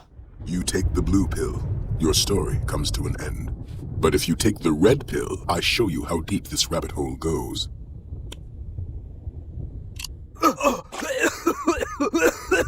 Sorry, I have a thing with swallowing pills. 1 second, I'll get this. Drink the water, Neo. Why is it so big? It's like a pill for a horse. Neo, tilt your head forward. Oh, God. Do you have a chewable tablet, like a pill for a dog? No. Maybe if you put it in a meatball. Is there a liquid form? Oh, God. He's dead. I guess he was not the one. I have meatballs if... Oh. Well, guess it's meatballs for dinner. Tank, is Neo ready? Almost. The martial arts upload is just about done. I know Kung Fu. Good. We have to get back into the Matrix at once. Not yet. I want to learn how to whistle. We don't have time for that. I'll be quick. Plug me back in. Neo. Let's go. Humanity depends on us. I want to learn how to scat. Why, Neo? Plug me back in, Tank. Skibbity-boop-bop-a-dooba-doo. And turn out the light. We must go. Turn out the lights. I want to learn how to make my eyebrows dance. Tank, plug me back in. Are you ready? Once I learn to hammer dance. Please, just kill me. Scat to the left, then a scat to the right. Impossible. Can't shoot this. He is the one. You take the blue pill, our story ends. You take the red pill, you stay in Wonderland, and I show you how deep the rabbit hole goes.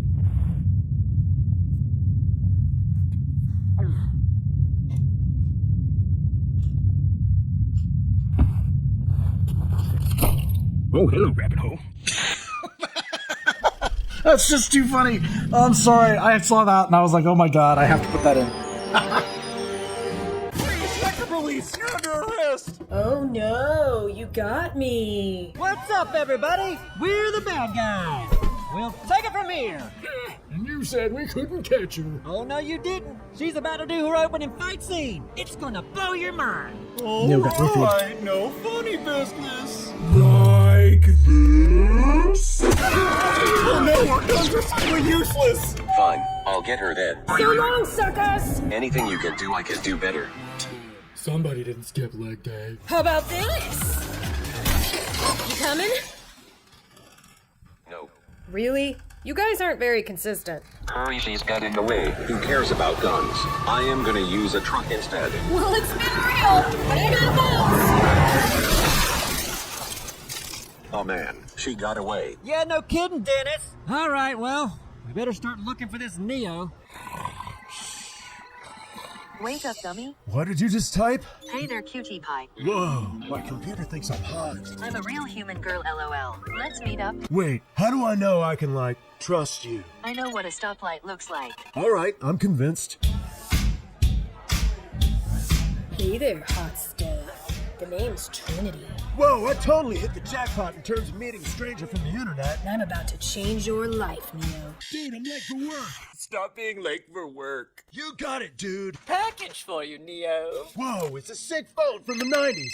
Hello? Man, you need to get the heck out of your office, Neo. They are coming for you. Get your butt out of there. Come on, you need to jump out of the window right now. Oh my God. I gotcha. Well, looky what we have here. We know you're a hacker, Senor Neo Anderson, so do what we say! No way! Well then, we'll just have to mess your face up! What you think about that? Whoa, what are you doing? Aha, you like that? Here, have a tummy tickler! Whoa! Was it a dream? This is Morpheus. He's our leader. What's up? You want to know what the Matrix is? Yes. Well, I can't tell you. You have to experience it for yourself with drugs. I'm not supposed to take anything from strangers. Come on, Freddy, please. Okay. All right. Things are about to get weird. Now, whatever you do, don't touch that mirror. Whoa, I can't help it. Did you just touch the mirror? What? No. What? Where am I? We got a live one. Should I terminate? We can't have a sequel if you do. Fine.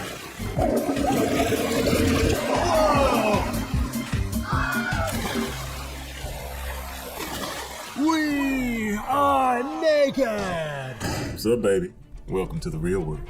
You've already met Trinity. Don't worry about getting to know the rest of the crew, because they're all about to die.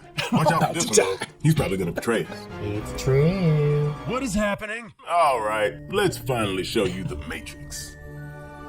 Basically, everything you've known is a lie, and it's all done to keep you compliant, so that you can be a battery. But how did this happen? Well, we created artificial intelligence. Never mind, I get it. Anyway, we're able to hack into this fake world called the Matrix with our superfly digital avatars. Watch out for those guys, though. They're really the machines in disguise.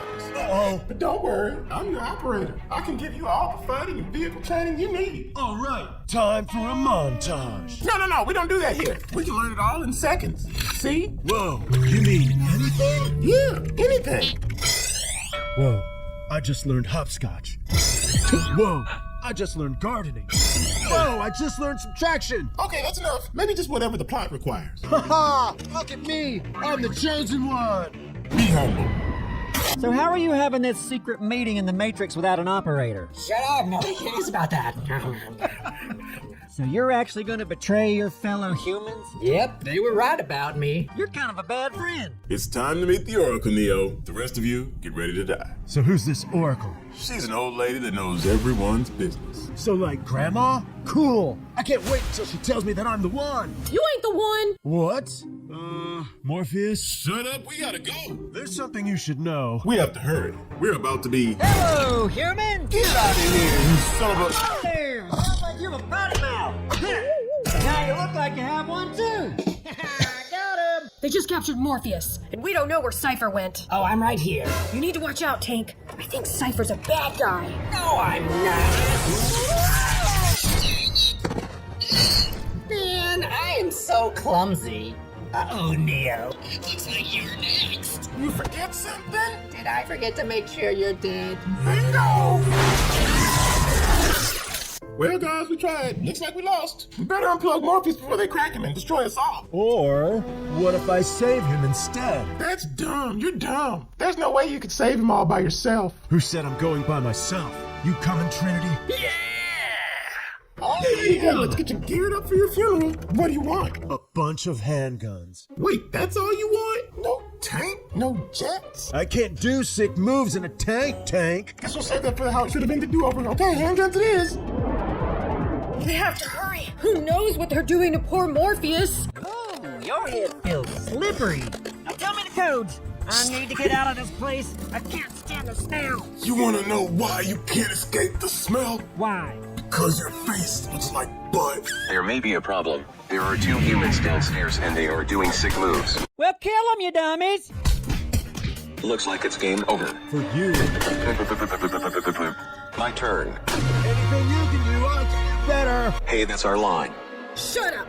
2v1 no fair. Ooh, 2v1 there's a no helicopter fair. here. Let's fly it. We could have started with that. Hey, robots, get away from Morpheus. You just brought a He helicopter. probably hit his friend. How can he be so accurate? Oh, yeah. Thanks, man. Time for hugs. Let's get out of here. Don't worry. I'll kiss you when you die. Wait, what? Bye! Senor Anderson, ¿cuántos años tienes? Me gusta el bandigas. Wee! Bang, bang. Punch, throw. Flex throws. No! Train! Get me out of here, dude. Go to the hotel from the beginning of the movie. I made it. Hello. Bang, bang, bang, bang. Oh, Thanks for not dodging those bullets. That was very helpful. bogus. Now's my time to shine. Neo, guess what? I love you. Is she making out with a corpse? I'm back, dude. Come on, no fair! Whoa, I can use the force. Yeah. And I can totally outpunch you now. Yeah. Uh-oh. Oh my god! Yeah, girlfriend power. Okay, what? Tell me, tickler. Hit it! I'm ticklish! Stop it! I'm totally a Jedi now, dude. We should probably go. Yeah, I think I have a thing. Alright, robots. I just killed one of you, and now I'm coming for the rest. I'm not actually dead! That's it, I'm done. This film is perfect. Sequels canceled. Woo! Guys! Awesome. Definitely enjoyed all that.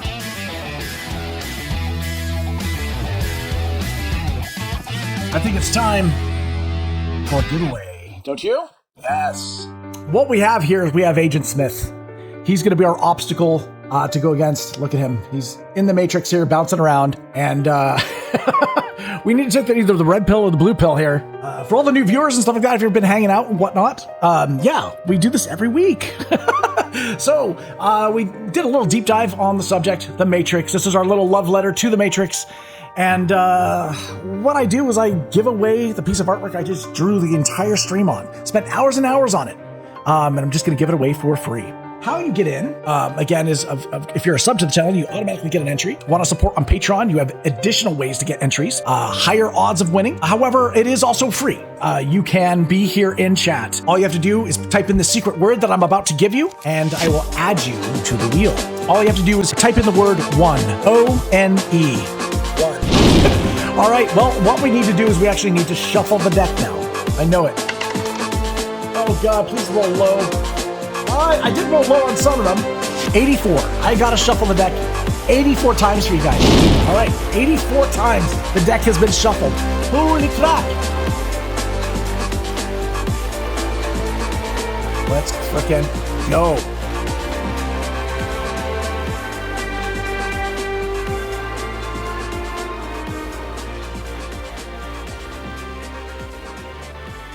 Oh my gosh! That's the phone. Pieces, who was last week's winner, ended up going out first this time around. Can you believe that? All right. Pieces, I'm going to teach you the skill how to be alone comfortably.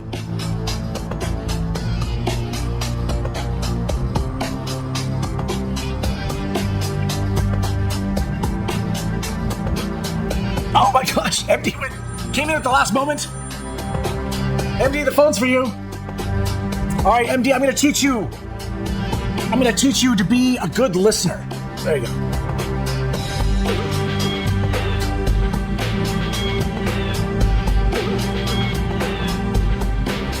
Oh, it's going to be Stephanie no matter what. There's two in a row. Stephanie. All right, Stephanie. I'm going to teach you how to negotiate.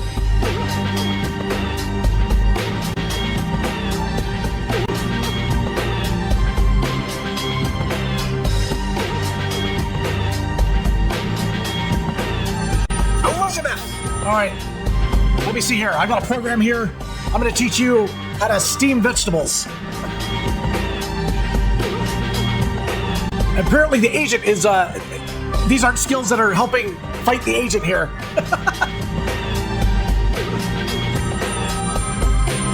All right. Muppet Mike, I'm going to teach you how to pick proper lighting. Apparently the agent did away with him.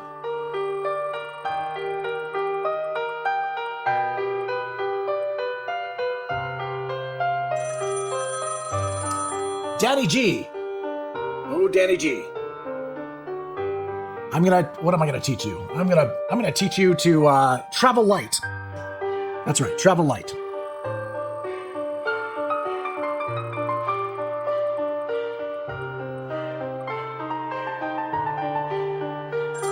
Ace Hardcore. I'm gonna. Let's see. Let's update him with some simple mending techniques. Maybe he just needs to heal more. Oh, apparently he's been eliminated.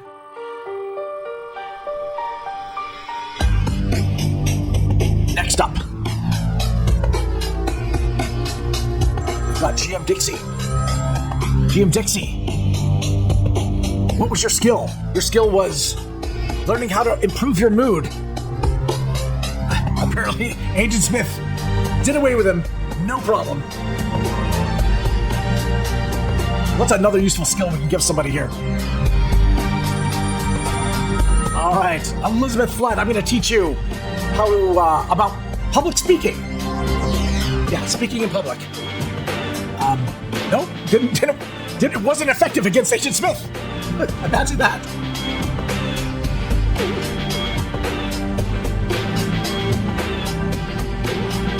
All right, Mystic Angel, I've got a special one here for you. It's the perfect way to cook a fried egg. It's a tutorial. Nope.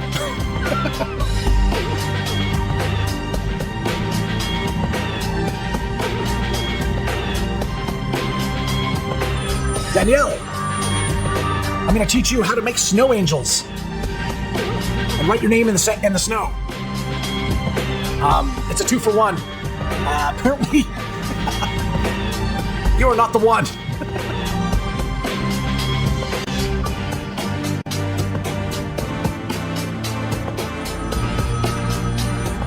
Robin Gear,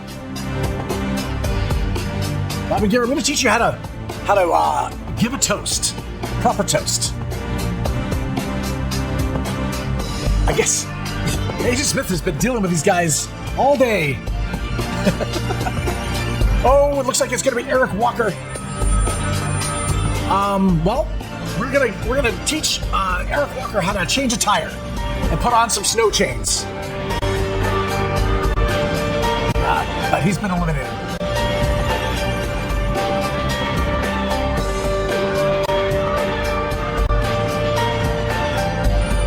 Ooh, Elizabeth. All right, Elizabeth, I'm going to teach you how to just build something simple. Let's see how it fares against Agent Smith.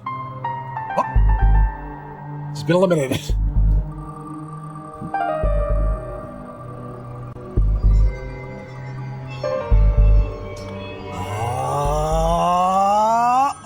Almost hit Stephanie, but it got Cammy 101.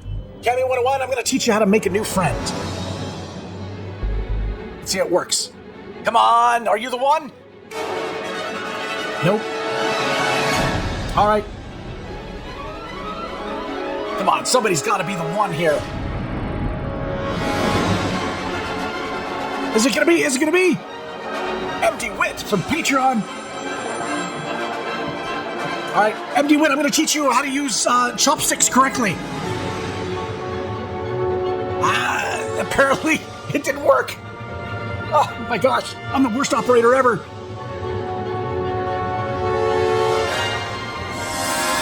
Stephanie, quickly. I'm going to teach you how to swim. You know how to swim now. It didn't work. Damn it. Okay, come on. One of these skills has to work. Ooh, 2 bananas. Are you the one? Are you my banana split? I'm going to teach you how to ride a bike. Oh, banana split. Like literally.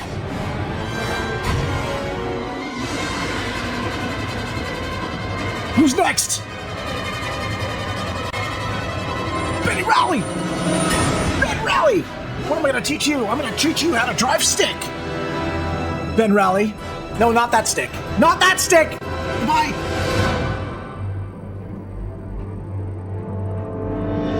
Oh, who's next? Who's next? Danny, UK. I'm gonna teach Danny how to give a proper neck rub. Feels good. But doesn't help you against Agent Smith.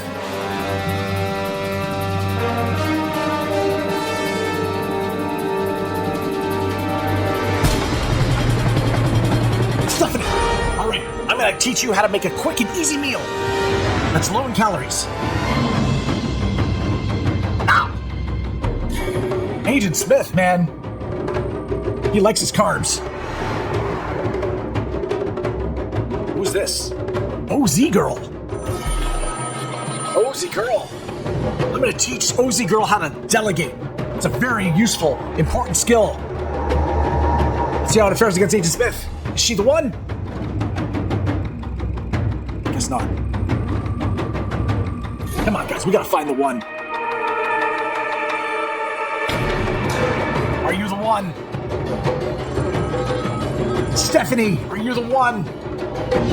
All right, I guess to go along with it, Stephanie, I'm gonna teach you how to make a signature drink. It's called the Legends Juice. And yes. It doesn't, apparently it didn't work. Maybe you gotta drink the juice, not just make it. Oh, Elizabeth comes up. All right, Elizabeth, I'm gonna teach you how to jump a car. No, not like jump over the hood. I mean, like jumper cable never. Oh, well, okay, it didn't work. It didn't work. I'll keep trying, guys. All right, Emma, UK, 23. I'm gonna teach you the epic skill of how to tie a scarf or a tie, even a bow tie. I'll even throw that in there. Did it work? Oh. I guess Agent Smith knows how to tie a tie himself. I gotta figure it out. Okay.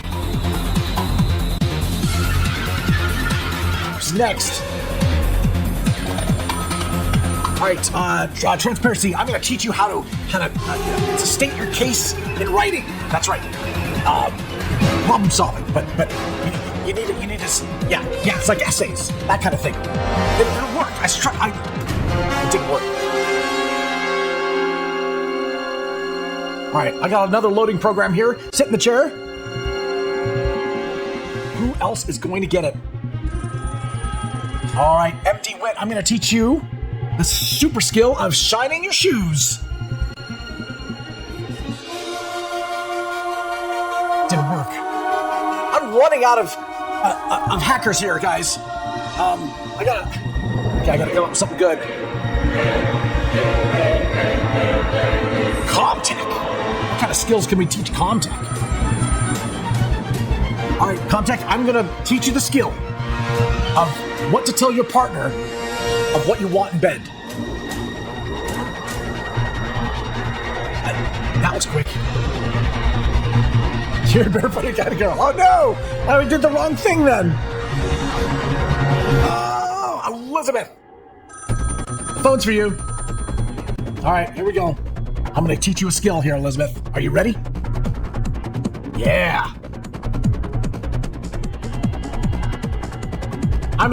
Elizabeth, I'm gonna teach you how to please your partner.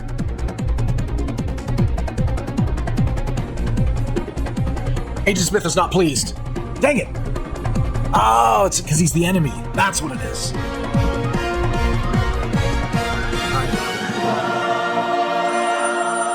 Elizabeth, oh my gosh, you're back again? All right, Elizabeth, I'm going to teach you the art of the Heimlich maneuver. It didn't work.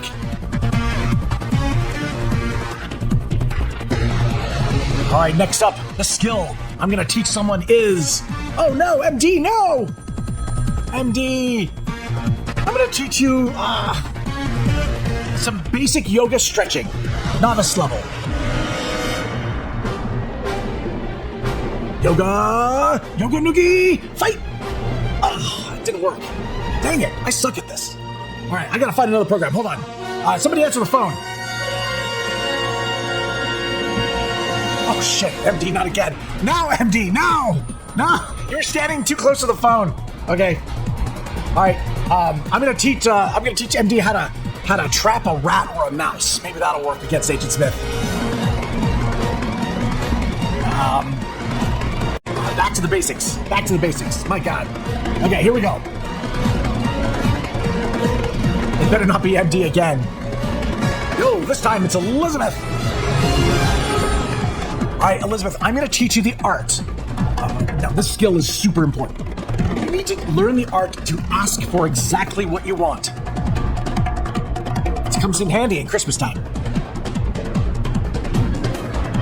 You want to beat Agent Smith, right? Dang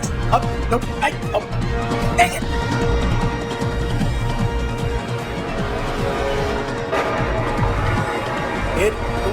Eric Walker.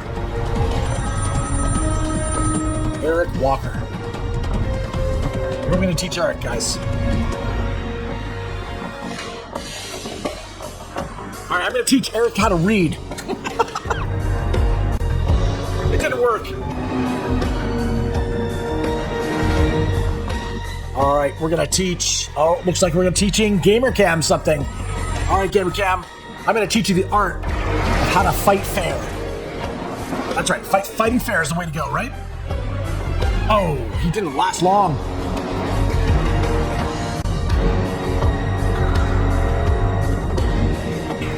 All right, 23 hackers left. One of these guys has to be the one. Black Cat 5? All right, I'm going to teach Black Cat 5 how to type. That should do the trick, right? Apparently not. It was like 0.2 seconds, dead. All right, let's go. Let's try another one.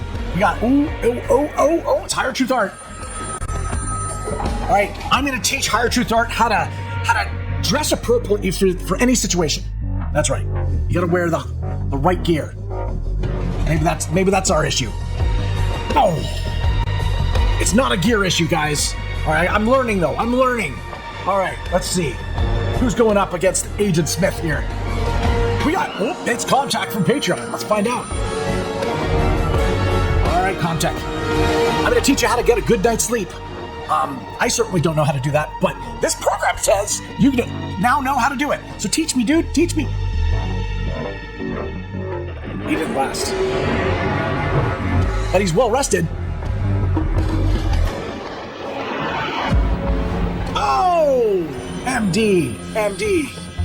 Dang it, I think that might be your final one. MD, I'm gonna just teach you how to be polite. You know what? It never hurts. Agent Smith is not about the politeness, guys. Nope. Courtesy is not what he cares about. We got WGF White Lion. All right, I'm gonna teach WGF White Lion how to apologize. The correct way to apologize.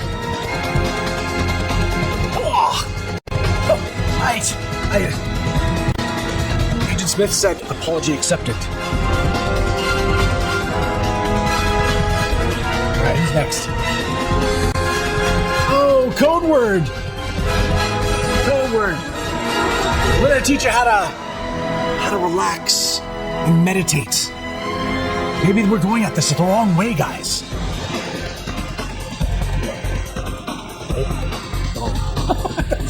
Meditation's not the answer. All right, what other useful skill can we teach someone here? Oh, high res for the first time on the wheel. High res. Much love.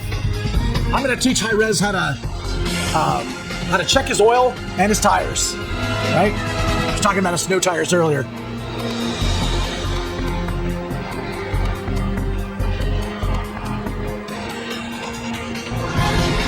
Next skill. We got Lens of John Paranormal. I'm going to teach you how to dump a poisonous friend. That's right. Get rid of it. Toxic. Gone. Bye-bye. Wait. She went bye-bye. No! All right, the next skill is going to be learned by Yummy the Vampy. Yummy the Vampy, what skill we're going to teach you is how to sharpen a knife.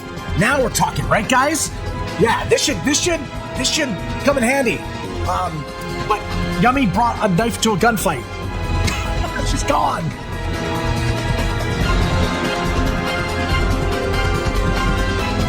All right, Pablo Escanaba. Man, I always get your name wrong. Oh, you know what? Pablo, I'm going to teach you how to remember names. Yes. Oh no! It didn't work?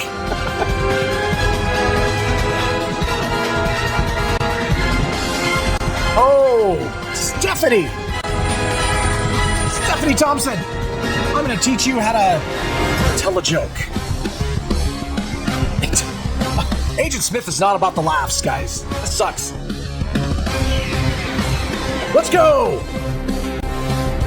Oh no, Stephanie's going for a double again. All right, Stephanie, I'm gonna teach you how to express condolences. Oh, I'm so sorry. Dang it. You're still in it, but you've only got one chance left. You could be the one.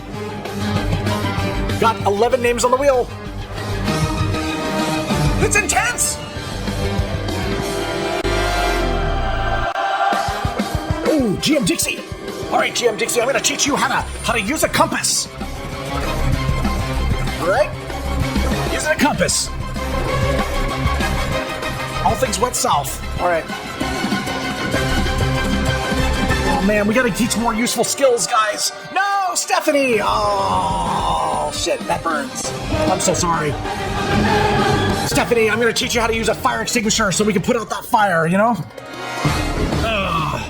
It didn't work. Come on.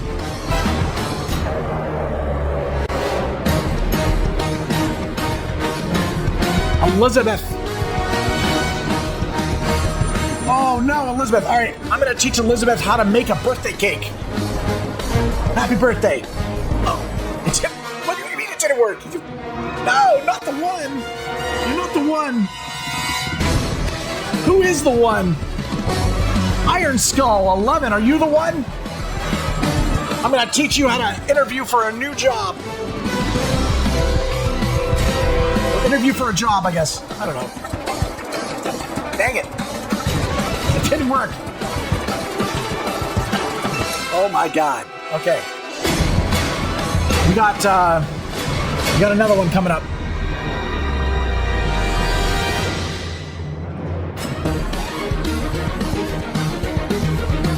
It's time. It's time. I'm going to teach you. I'm going to teach you how to flirt. Okay, Agent Smith is a hard nut to crack. My God. Next up, we got Birkendick. I don't like the fact Superstar's still on there. Birkendick. I'm gonna teach you. I'm gonna teach you how to make a good mixtape. Oh my God! How many more names left on the wheel? 5 names. 5 names. 5 names on the wheel. All right. Good luck, everyone. We got Superstar, Mischievous Matt, Arts Messenger, Elizabeth Flood, and GM Dixie.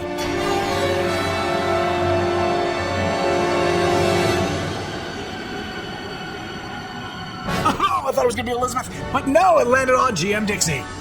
GM Dixie, I'm going to teach you how to feel confident naked. That's right.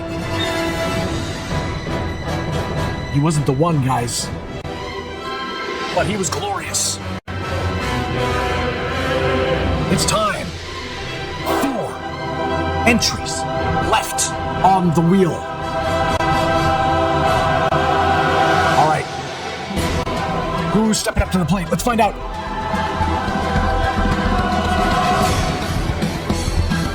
Oh, Superstar.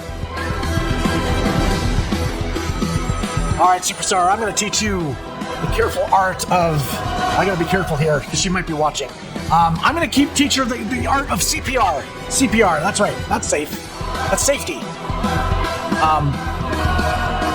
Unfortunately, she's the one that needed the CPR. No! We have 3 names left on the wheel: Mischievous Matt, Arch Messenger, and Elizabeth Flood. Wow. It's time. We need to find the one.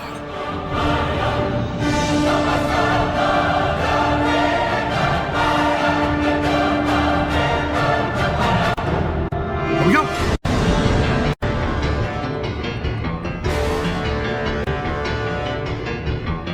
Mischievous Matt.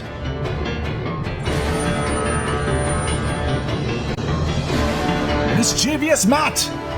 I'm going to teach you how to hold a newborn baby. There you go.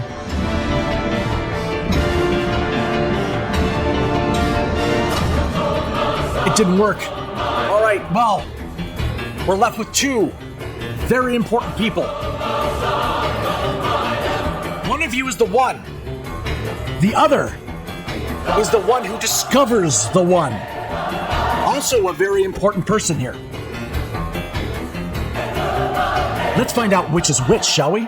We've got Elizabeth Flood and Arch Messenger. Let's find out.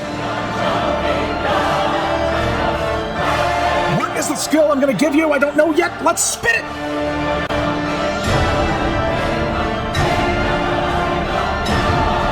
Oh! Arch Messenger! Arch Messenger, you are the one to find the one. I'm going to teach you the important skills of how to keep plants alive.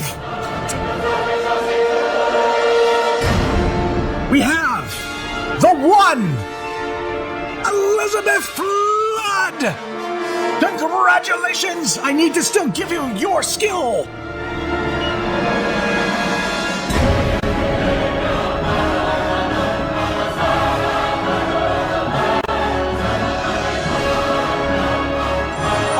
Elizabeth Flood, you are the one. The skills I upload to you are how to set goals for oneself. That's the most important skill of all. You became the one because you set the goal. You did it. You got it. Agent Smith has no answer. Congratulations, Elizabeth Flood, on your win. You are now the proud owner of Neo. Congrats. The answer is yes, she is the one, guys. And the truth is, you guys are all the one. All you guys gotta do is set goals. Set goals for yourself. I believe in you, each one of you. Each one of you can accomplish many great things in life. You just gotta go out there and grasp it. You gotta set goals for yourself and go for it. And if you fail, who cares? Get up and do it again. I appreciate you guys so much. I love you all. The music is still going. It's epic. I didn't know how long it was going to be, so I put on more music. Thank you guys for being here, and thank you guys for really partaking in a nice little tribute stream to The Matrix. The 225th giveaway on the channel. That's my stream. May all your hits be criticals, your adventures be legendary, and I'll catch you guys on the next one, all right? Love you guys so much.